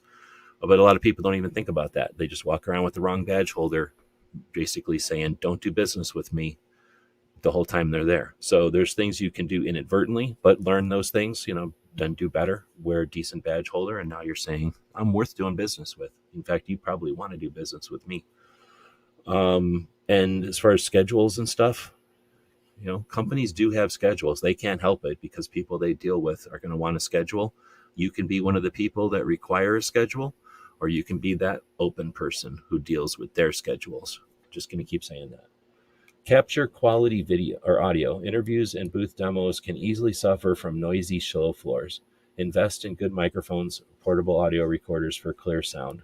I know everybody likes this one, so I'm going to go ahead and keep saying I don't give a shit about audio. Yeah. Audio is good. Everybody likes it. Let's say you go to a booth and you get bad audio. Is it over? Or can you say, hey, I got bad audio. Can you send me some of that stuff so I can get a better review of it? I don't know. There's open doors and there's closed doors. And you can run around and get 100 booth interviews. I've gotten 304, not me, but our crew has gotten 340 booth reviews at SHOT Show before in 4 days. So anybody that wants to challenge that, go for it. We have 340 documented in 2010. Anybody that wants to check it out or beat that record, go for it. We didn't do that by worrying about audio. And guess what? I was probably the most reviewed stuff at SHOT Show 2010. Again, go back and look at it. All the numbers exist. You just have to go look at them. So nobody's going to tell me that audio is super uncritical and nobody's going to listen to your shit if they can't hear it. If they can't listen to your shit, they might listen to it twice. So you might get more views. There's that potential, or it's an opportunity to go meet them up with that same company at NRA, or to maybe go schedule a tour. So I understand that good audio is good. I don't think it's a deal breaker, but I know people are going to fight me on that. I also don't like the idea of carrying around a bunch of extra shit. Refer to back earlier when I said the only thing you want to carry around is an empty bag so that you can pick up stuff from the show where people spend tons of money to bring stuff for you to carry around. So you can carry around your own shit that you paid for, or you can carry around free shit that everybody else brought to the show for you to carry around. And again, you can fight me on that if you want, but then it says, have fun and network. The show is an exciting hub for the industry. Enjoy the experience and let your passion for your niche, shine through in your content. I hope you do have fun. So nobody should be going here strictly as a business. If you are, you're doing it wrong. This is an awesome industry. We have an industry that not only is fun and is full of good people, but what we end up with a strong firearms community is a strong ethic, a strong relationship ethic. People that are secure in their being don't need to be reckless with a firearm. And those who are working against us and our property insist on putting those people who are reckless, those criminals who are reckless, as the representative for all gun owners. So no, that's not the case. Gun owners are awesome people. They're people that understand responsibility and cherish that and value it and have a good time with it. Gun owners are some of the best people out there. And the side benefit is that when our hobby becomes more mainstream, and it waxes and wanes, like sometimes it is and sometimes it isn't. Sometimes that's our influence and sometimes it's our lack of effort that causes it to go back and forth. But when guns are popular, everyone is happy. And when guns are unpopular, like, everyone's still happy. Like, it's a great industry to be in. And I guess what I was saying is when we achieve awareness, the country just becomes more comfortable. So we're in a great industry and we've got lots of potential. So hopefully people are having fun. I have met some weird people in the industry, but almost always, and if I thought about it, I could almost say 100%, those are the fly-by-nights. Those are the people that come into the industry to take from us, and they are uncomfortable and annoying while they're here, and they cause strife and trouble, but then they leave. So we always have them, unfortunately, some number of them, but they're always on their way in or out. The people that are here, the people that are just comfortably call themselves the firearms community, are amazing people. So yeah, have fun with them. It's a great place to be. SHOT Show is fun and Vegas is awesome. So hopefully that worked as something for the last 3 hours talking about this yet again. Guess what we're going to talk about next week? SHOT Show more. So if you've got questions still or ideas or potentials or something, feel free to bring them up. I'm trying to make this a post right now. SHOT Show. How's that for a tag? And then that's now a post over on the Substack. As we were talking here, I was creating a post over on Substack, and once it actually finishes loading, I didn't put an image in there. I'll have to put an image in there. I haven't been doing this on the screen either. So now I'll take the link to this and drop it into the thing. And if anybody wants to check this out, feel free. But like I say, next week we'll do the same kind of thing, but with more specific questions or actual, we'll address specific situations people might have coming up.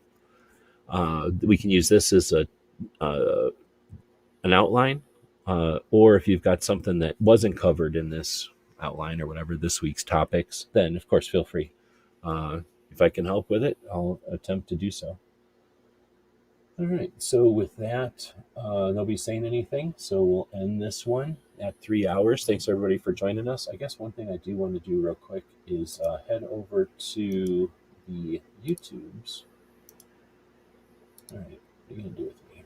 Open up the YouTubes. Am I still screening over here? We'll see if Cape Gunworks has their 2A Tuesday segment going yet. It's a little early. Oh, no, it's not. It's 1 p.m. So we'll click over to subscriptions. Looks like Chris has his show coming up. Ghost has a show later on tonight. But I don't see one from Cape Gunworks. Let's get down here and find, there they are, Cape Gunworks. Today is Every Second Matters, so if I didn't mention that enough during the show, second day of each month is an opportunity to talk about what our Second Amendment protects. If that's something you're interested in, do it on the second day of the month. It's a great way to kind of remember that our Second Amendment is there, and that if we don't talk about it, the other side will. And we have usually more positive, useful things to talk about than the other side. So in my experience, the more people that talk about the benefits of our Second Amendment, the more often we create educated people in the middle who are aware, may not have a feeling one way or the other about guns, but if they understand who we are, it's more difficult for the other side to suggest that we are, the horrible people that they conflate us with. That being said, I don't see anything going on with Cape Gunworks, so I think I'll take Chris's show over here. Wait, is Chris's show today or Thursday? Where did it go? Where did it go? And I was just looking at Chris's show over here. Here we go. Scheduled for 1/11. Oh, that's for forever. So we'll do Ghost's show. Just open that up like this. Grab the URL like that. Find this stream. Go to there. Click on redirect. Put Ghost Show in there. And now when it's over, it'll recommend you go check out Ghost Show later. But I think Cape Gunworks will be up for Second Amendment's or 2A Tuesday on the Grace Curley show sooner than later here. I'm going to recommend you check that out. Toby in Massachusetts does a great job focusing on both gun topics, because he's been a gun owner his whole life, and the issues that are happening in Massachusetts. On Wednesdays, they do their radio show, and they'll have an hour conversation interviews type of segment with different people in the community. So it's a great show, and on Tuesdays, they take all that info and offer it to the listeners of the Grace Curley radio show. So it looks like, I guess, I don't know if I'm doing this show at the right time. The time things really screw with me in Arizona because everybody else's time changes around me. I might be doing this show an hour early because I keep missing Toby's thing, or he's just posting it later each week. But either way, I'm going to recommend you go check that out. Chris will have a show coming up in a couple of days. She Fires is out there, has a show on Sundays. And Hillbilly has a show on Saturdays right after Brooke Cheney, who has the Suicide Prevention Saturday, which I'll leave it on that one. All right, so thanks everybody for joining us live, and we've got a couple more weeks before SHOT. If I can help making that as effective as possible for you, let me know. So next week we can talk about some of those topics. Otherwise, we'll be back to pick you up later. We do have a store at Gear Websites. I'll leave with a commercial for that store. If you want to grab something from over there, it's always appreciated. As capitalists, it helps us keep our things moving, and you get something in return by buying something. Thanks to Foss for the commercial, and we'll be back tomorrow for the Instagram show. Captain, a vessel approaching. On screen.